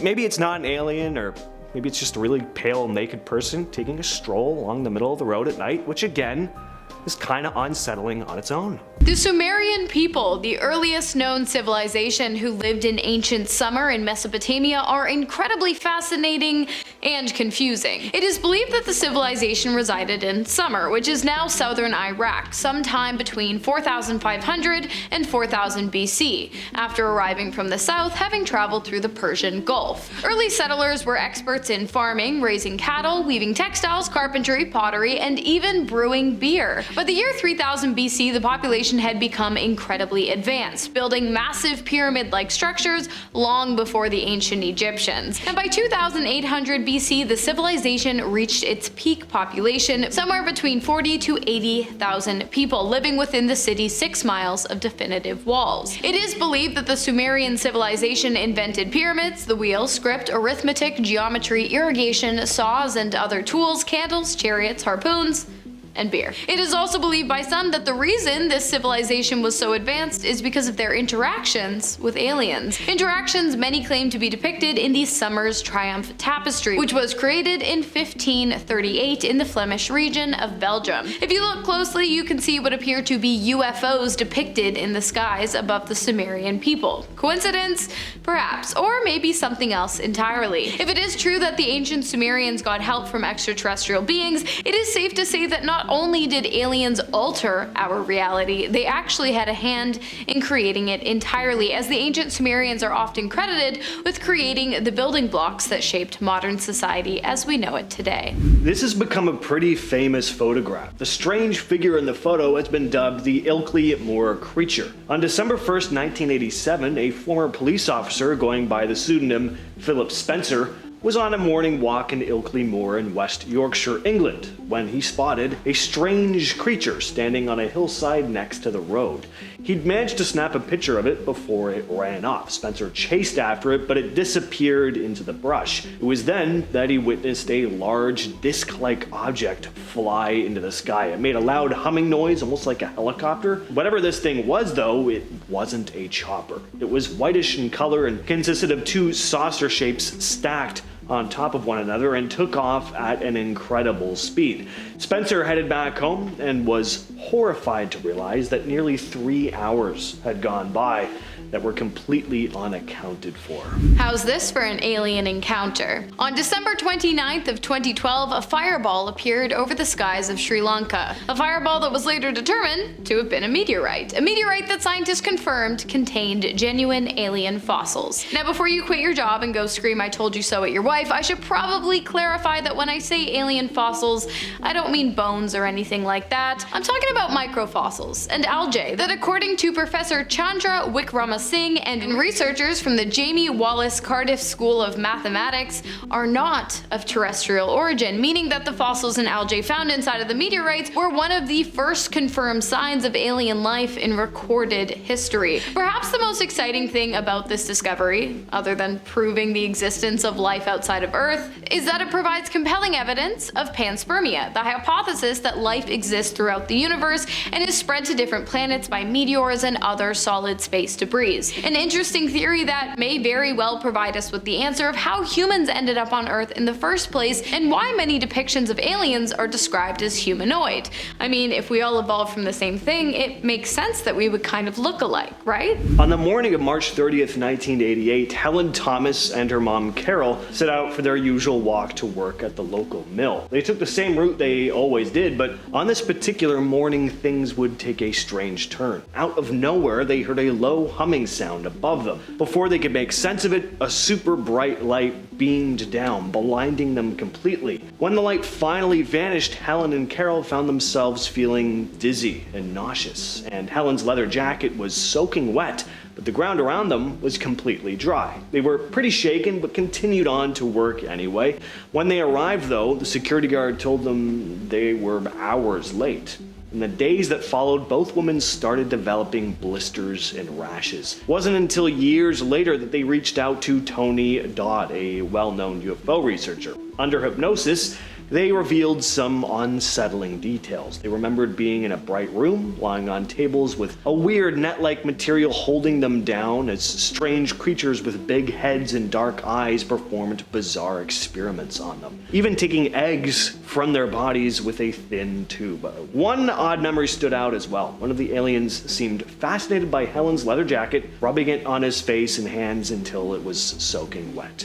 Gross. Now, hypnosis, I'm always a little iffy about that, but the initial story of them being late for work after seeing the strange light and everything, that's all still very, very strange. Coming in at number 5, a vortex ghost. It's not just creepy ghosts playing with toys you can find at the horrifically haunted Magnolia Hotel. There is apparently a whole slew of ghosts who have been caught on camera, each as terrifying as the last. This particular video came about while conducting a public investigation of the hotel back in 2017, and it is definitely unlike anything I have ever seen. The first sign that there is something in the room is when a small puff of black mist appears in the bottom left corner. Then again, the same mist of black appears this time, morphing into what can only be described as a white, almost vortex that sweeps up in front of the camera lens. Next, a small orb of light zips up and away, and another vortex follows it. And this white mist continues to circulate the room for a while until it's suddenly gone. Some commenters have said it looks like it could even be two entities hugging, while others claim that it's more likely a frustrated ghost zipping around the room looking for something, or maybe even someone. Now, could this really be proof of a ghost? I mean, maybe?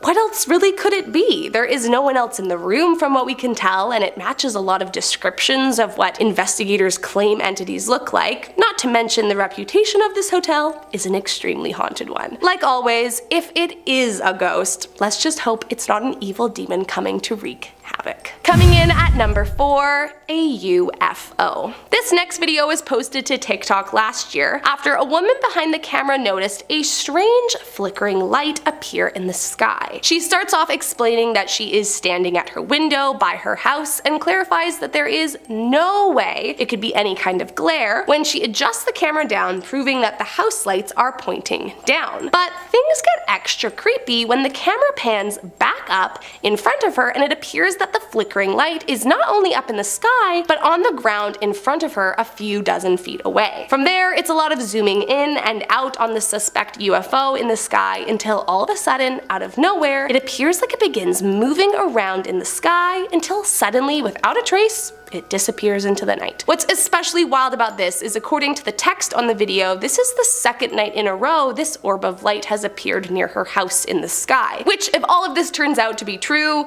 do they know know she is watching them? As you can imagine, people online wasted no time confirming her suspicions that it was in fact an alien spaceship. However, there are a few pointing out that it could have merely been a street lamp. That being said, she took a video the following day showing the grounds where she lives, and at least from what she is showing us, there is no street lamp anywhere close to where the alleged UFO was the night before. What do you think? Could it really be an alien spaceship in the sky? Coming in at number 3, a stairwell entity. Once again, another hotel makes it on the list. This one, however, is said to be an extended stay hotel in Fort Worth, Texas. Now, we all know there is a lot of paranormal footage out there, but how much of it comes from hotel security cameras? While this video is short, that doesn't make it any less alarming. The video is split into 2 frames, the one on the left showing an orb of light near the wall, which as far as paranormal sightings go is pretty much the calling card for a ghostly entity being around. That being said, if that was all it was, it could easily be explained away as an actual light. It's the right frame of the video where things get especially unsettling. When in what seems to be the bottom of a stairwell inside the hotel, an inexplicable white smoky blur is caught traveling across the room before seemingly disappearing through a wall. Not only that, but it kind of looks as though it's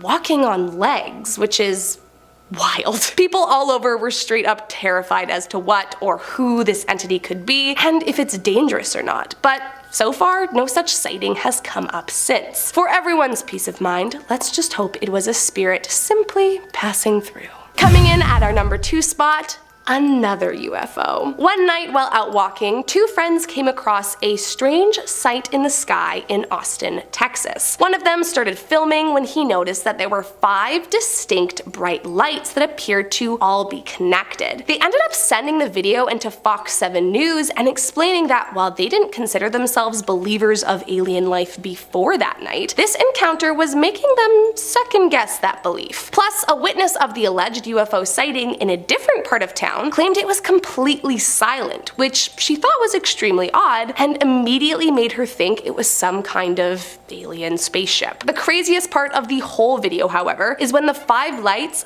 literally zoom away into the distance at an incredibly high speed. I mean, I can safely say I have never seen anything like this in my entire life. It looks like it's out of Star Wars or something. And if it were me, I would definitely be questioning what I just saw. Now, there have been some skeptics claiming this could be some kind of drone light show, which, I mean, could be true. The drone expert they got for the Fox 7 interview certainly seems to think it must have been a drone, but a lot of other commenters who claim to be experts have also made it very clear that a speed like the one seen in the video is not a technology that is yet available to any drone we have here on Earth. I mean, look, I don't know enough about drones to know how fast they can or can't go, but to me, that video is extremely suspicious. And last up in our number 1 spot, an alien abduction. There are a lot of scary things that could happen to you in this world, but maybe one of the most terrifying things I can imagine would be being abducted by aliens. And this video found from a doorbell security camera from a property in Porter, Texas, just might be living proof of my fear. The video is quick, simply showing a man leaving his house at night, but as he is walking away, the video briefly glitches and pauses. Next thing you know, there is a spark of light that shoots up into the air from exactly where he was standing, and the man is gone without a trace. Once this video got out there, conspiracy theorists pretty much fell into one of 2 beliefs.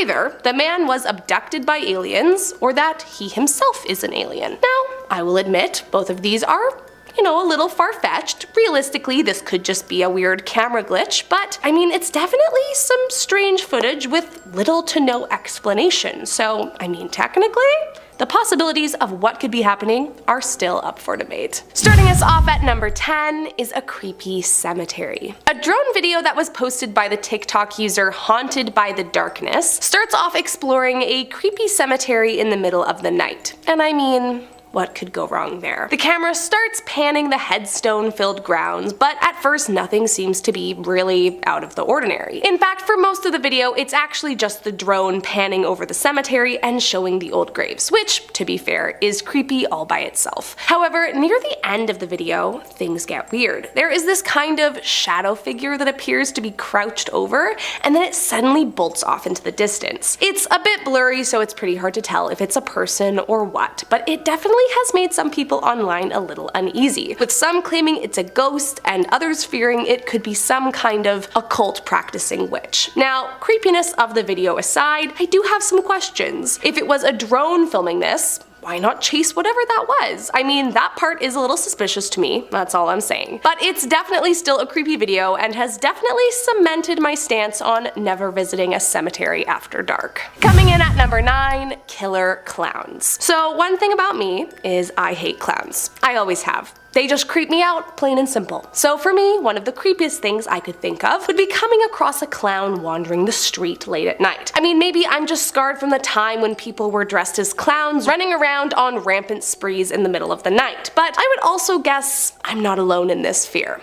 Well, 2 friends came across exactly that one night while driving home in El Paso, Texas. They claimed they were filming to begin with because they were freestyling in the car, but then out of nowhere, the driver sees a clown standing on the side of the road. The camera gets a little shaky and you can hear the passenger not believing his friend when he claims to have seen this creepy clown. But then the camera gets back on the road and after turning up the headlights, there it is standing in the middle of the road. A creepy clown dressed in all black with a white mask on. If that were not alarming enough, the clown then starts running towards the car, but from there the camera gets super shaky again and abruptly ends, so we don't know what happens next. I will be honest, I have no idea if this is real or not. Some say it is, but others claim it's a hoax. I mean, you know, people have dressed up as clowns and stood in the middle of the road waiting to attack people? Sure, but this one in particular, the jury is out. One thing I do know though, is that I still hate clowns. Coming in at number 8, a late night drive. This next video was posted on TikTok and the user started off by explaining that it was getting late and they wanted to get home quickly, so they decided to take an alternate route home that was suggested to them by Google Maps. I mean, you would think that would be completely harmless, and probably in most cases it would be, but this video is definitely making some people stressed and I don't blame them. The user claims they started recording the video as they had just passed a huge group of deer, but then continued recording as things started to get shifty when a van that was passing them on the other side of the road apparently slowed down, turned around, and started following our TikTok friend. Then, as they show in the video, the user begins to slow down because they see something strange on the side of the road and they're trying to figure out what it is. As they approach the object, they begin to panic as the van behind them is getting closer and closer. And I mean, while we don't know for sure what that thing is that's on the side of the road, it doesn't really look like a legal situation. Then lastly, the user speeds away and the video ends, so we don't really know what happened after that. Online, lots of people are saying it could be a dead body, but others were claiming this is apparently some kind of kidnapping technique that people use to try and get people out of their cars. I mean, who knows? We have no idea what it was. Let's just hope it's not as bad as it seems. Coming in at number 7 are playing ghosts. In Seguin, Texas lies the terrifyingly haunted Magnolia Hotel. Now, if you are a Most Amazing fan, then I'm sure you are not surprised that there is some creepy footage from a hotel, because, well, hotels may as well be breeding grounds for spirits considering how many haunted hotels are alive and well in North America. This particular video was posted by the owners of the hotel, and they claim that it's footage of 2 ghosts in the room playing with a toy they purchased for them. It starts off with some kind of flashing light on the floor going berserk, followed by a sort of ball thing that begins rolling around the room, seemingly all on its own. I mean, I don't know many other explanations other than maybe the wind that could explain away something like that, but from what I can tell, doesn't look like the wind is moving it. Now, the curtains are closed, so we can't see if the window is open, but even so, wouldn't the curtains move if the wind was blowing past them?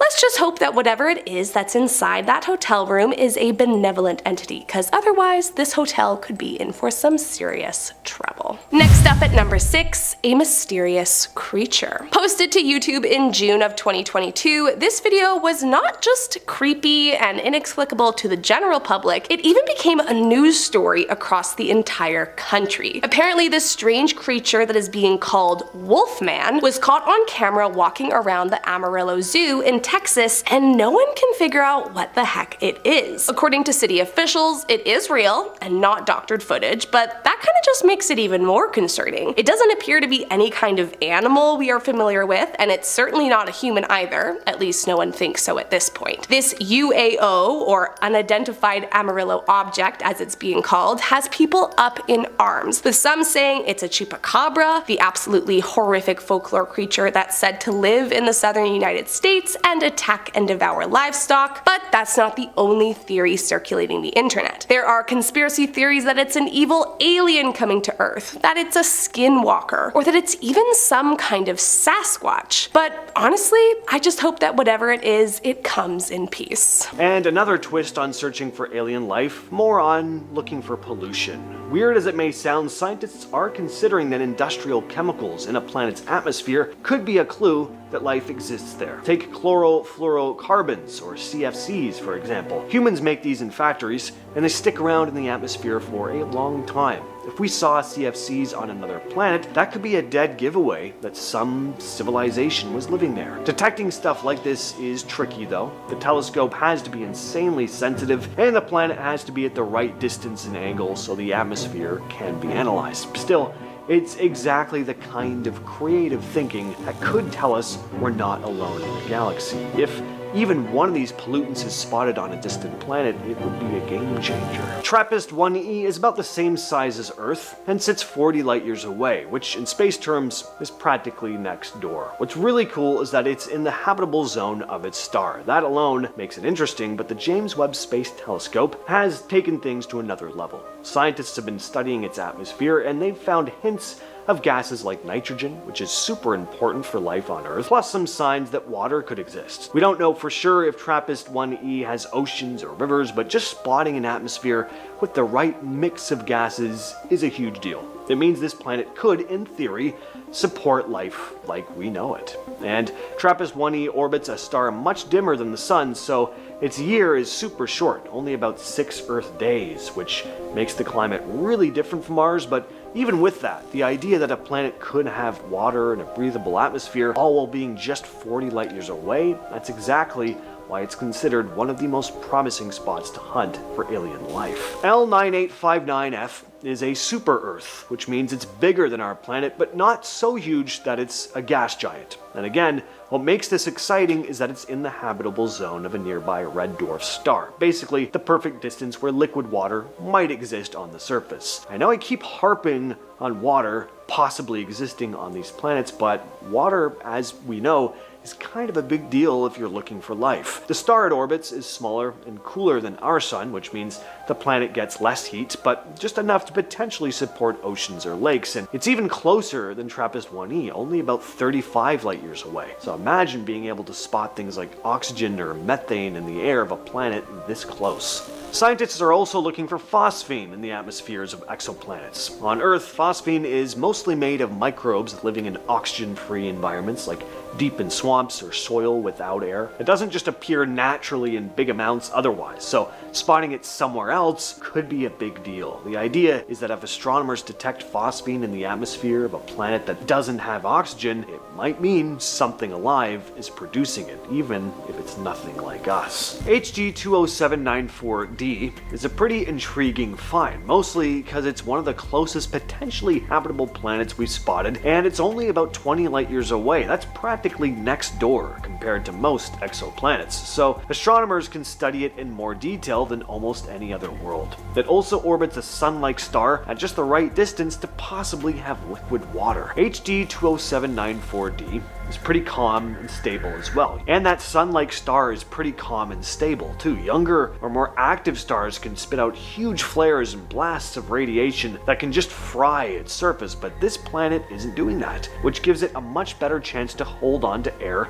for billions of years. Scientists think the planet is at least the size of Earth, maybe a bit bigger, which also means it could have a solid surface instead of being a gas ball. Astronomers just spotted a gas in the atmosphere of a planet 124 light years away, and it's something that on Earth life only makes. That is a pretty big deal. This is probably the biggest clue we have so far that life could exist on other planets, aside from, of course, probability alone. The planet's called K2-18b. And the gas is dimethyl sulfide, or DMS. On Earth, tiny ocean organisms called phytoplankton pump this stuff out. It's basically just a byproduct of them living their little plankton lives. So when scientists found it on K218b, everyone was basically like, well, could there actually be life there? Before you start imagining alien oceans and alien plankton, they're being careful about this. There's always the chance this gas could show up from some weird non-living chemical reaction, but the fact that we can even detect it from 124 light years away is pretty cool. The James Webb Telescope is that sensitive, picking up tiny molecules way out in alien atmospheres, and DMS is one of the few things we know of that life produces naturally. So yeah, it doesn't prove anything 100%, but it's easily one of the wildest hints we've ever gotten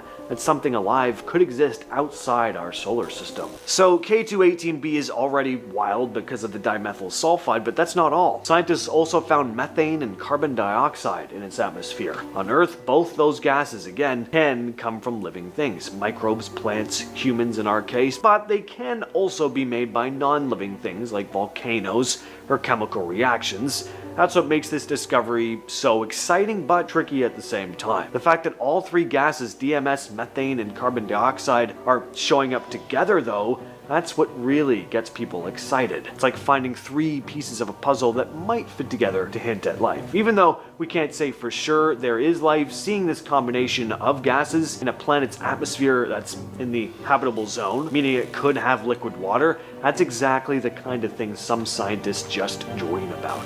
NASA's Transiting Exoplanet Survey Satellite, or TESS, discovered a planet called TOI 700e. It's a world about the size of Earth, sitting in the habitable zone of its star. Again, that basically means it's at the right distance to maybe have liquid water. Not too hot, not too cold. And if there's water, there could be life. Scientists are especially excited because this exoplanet is one of the few Earth-sized planets we've found that's actually in this sweet spot. The planet is a little bigger than Earth, but it could have a similar surface, maybe even oceans. We don't know exactly what it looks like yet, but with telescopes like James Webb, we might be able to get a look at its atmosphere and soon see if it has gases that could hint at life. And TOI 700e is relatively close in space terms. Anyway, it's only about 100 light years away, which is basically in our neighborhood compared to a lot of other exoplanets we've discovered. So the idea that there's a planet that may have water, maybe life, floating around a nearby star, that's pretty exciting. Here's a crazy one. The James Webb Space Telescope just found a planet that was basically hiding in plain sight. It's called TWA-7b. It was found inside the dusty debris disk around a young star. These debris disks are basically clouds of leftover material from forming stars. JWST's insane sensitivity finally let astronomers spot it directly, which is a huge deal, because spotting exoplanets is usually like trying to see a firefly next to a spotlight. TWA-7b is especially interesting because it's around a very young star. We're talking just a few million years old. That sounds very old, but in terms of space, that's basically a baby star. And that could mean the planet is still forming, or has an unusual atmosphere. The James Webb Telescope can even study the light coming from the planet to see what it's made of, which could tell us if there's anything in its atmosphere that might give us clues about life existing there. Next up, let's talk about technosignatures. This is basically the idea of looking for signs of alien technology instead of just biological life. It'd be a bit like looking for the lights of a distant city while out sailing at night, or sniffing for weird chemicals in the air that wouldn't be there naturally. Astronomers are hunting for things like industrial pollution, radio signals, laser flashes, stuff that could mean an advanced civilization is doing civilization stuff. The cool part is that some of these signatures would be way easier to spot than, a tiny microbe floating in an atmosphere. For example, if we detected a gas in an exoplanet's atmosphere that here on Earth only comes from factories or cities, that would be a massive clue that intelligent life could be living there. Scientists are even brainstorming ways to spot things like megastructures, huge artificial objects around a star. How would they detect something like that from so far away? Well, by the way the light dims or flickers. Say there was a massive solar panel array around a star. Sounds crazy, but the trick is all about how starlight behaves when these objects are in the way. Normally, when a planet passes in front of its star, it blocks a tiny bit of light, which is how we find exoplanets in the first place. The star dims a little at regular intervals. Now imagine a super huge structure. It would block more light or block it in weird, irregular patterns. The telescope can detect these strange dips in brightness, flickers, and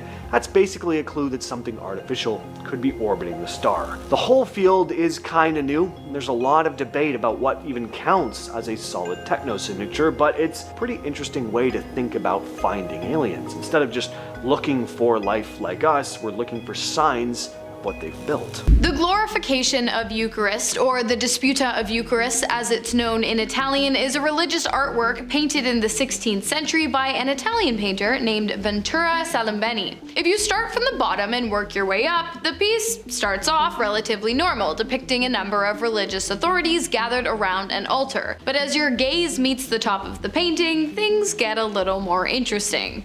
The Holy Trinity, God the Father, Jesus the Son, and the Holy Spirit represented by a white dove, are shown sitting in the clouds, which would be all good and well and by the holy book if it weren't for the fact that it appears as though Jesus and God are being separated by some kind of large spheric, metallic, ancient space satellite with telescopic antennas, a light at the top center, and a dial on the bottom left. While the depiction of the satellite has been highly debated, with many religious experts claiming that the orb is a representation of the universe, the light and dial the sun and moon, and the antennas scepter wands, many others claim that the glorification of the Eucharist is in fact proof of alien life and their influence on humanity. Or at the very least, this painting could prove the existence of time travel. The Lizard Man. This next one is a full-on encounter with a reptilian being in Scape Ore Swamp, South Carolina. Usually anything close to an alien sighting is a UFO, and those are just unidentified flying objects. We really don't know if they have anything to do with extraterrestrials at all. But a humanoid reptilian or lizard-like creature, that sounds pretty alien to me. There's said to be a strange creature stalking the swamplands of Lee County, South Carolina, that being a big 7-foot-tall lizard man. On the 14th of July, 1988, sheriffs of Lee County were called to inspect damage done to a vehicle parked outside a home right next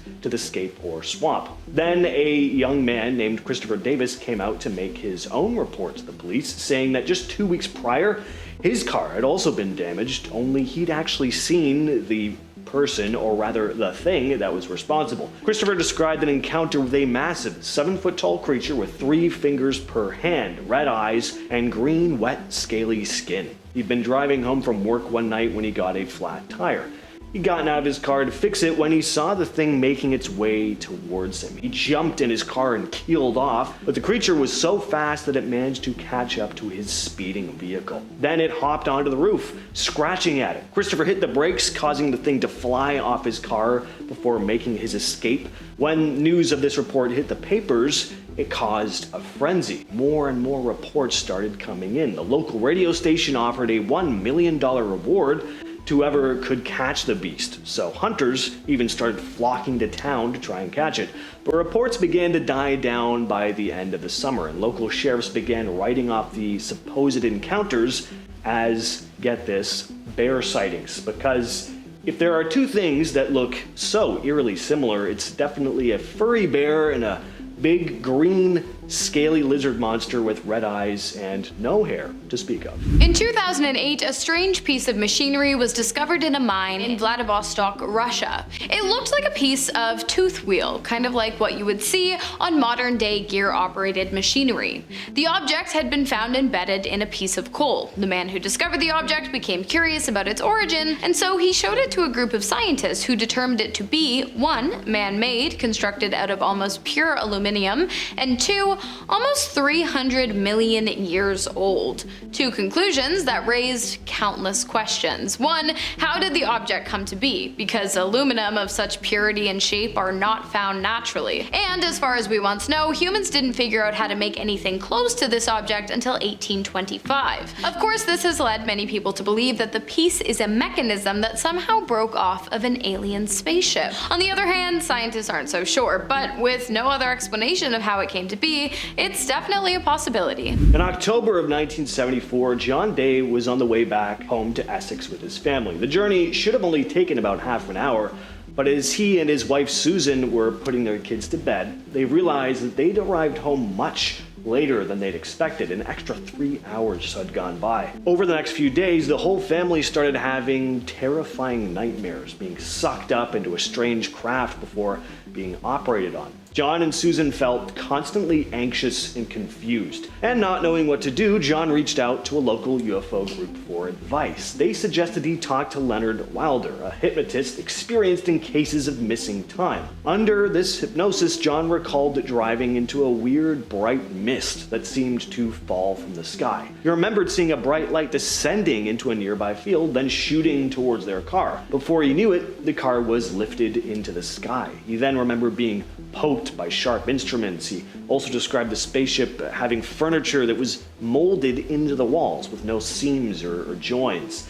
The next thing he knew, they were back in their car driving up the driveway. Suffice to say, the whole experience left them with more questions than answers. In 1998, an electrical engineer named John J. William discovered a strange piece of metal coming out of the dirt, and so he dug it up. What he had discovered was a rock with 3 metal prongs sticking out of it. It looked somehow man-made and appeared to contain some sort of electrical component. Williams later claimed that that electrical component embedded in the stone was not glued or welded inside to the granite rock surrounding it, meaning that while it appeared to be man-made, because electrical components don't just naturally exist inside of rocks, it was something else entirely. Furthermore, the rock was later dated to be at least 100,000 years old.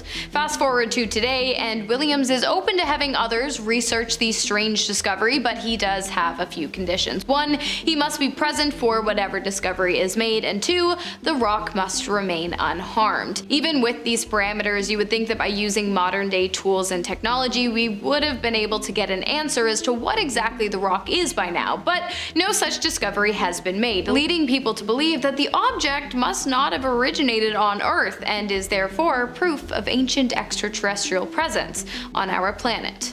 It's possible. Anything's possible. In 2004, Commander David Fravor and Lieutenant Commander Jim Slate, 2 Navy pilots, were out doing a routine training exercise off the coast of San Diego when things took a weird turn. They got a call from an operator back at base who told them there was something odd in their airspace. This wasn't just a blip on the radar either. Apparently, the military had been tracking this unidentified flying object for weeks. It would do strange things like dive suddenly or just hover in place, and the operator asked Fravor and Slate to go check it out and see if they could get a visual on whatever this thing was. And sure enough, after searching the skies for a bit, they finally spotted it. According to their reports, the UFO was about 40 feet long and was hovering roughly 50 feet above the ocean. Fravor decided to get a closer look and started descending towards the UFO, but just as he was getting closer, the thing rose to meet him before zipping away at a speed he couldn't even begin to match. And Fravor later said to reporters, "I can tell you, I think it was not from this world."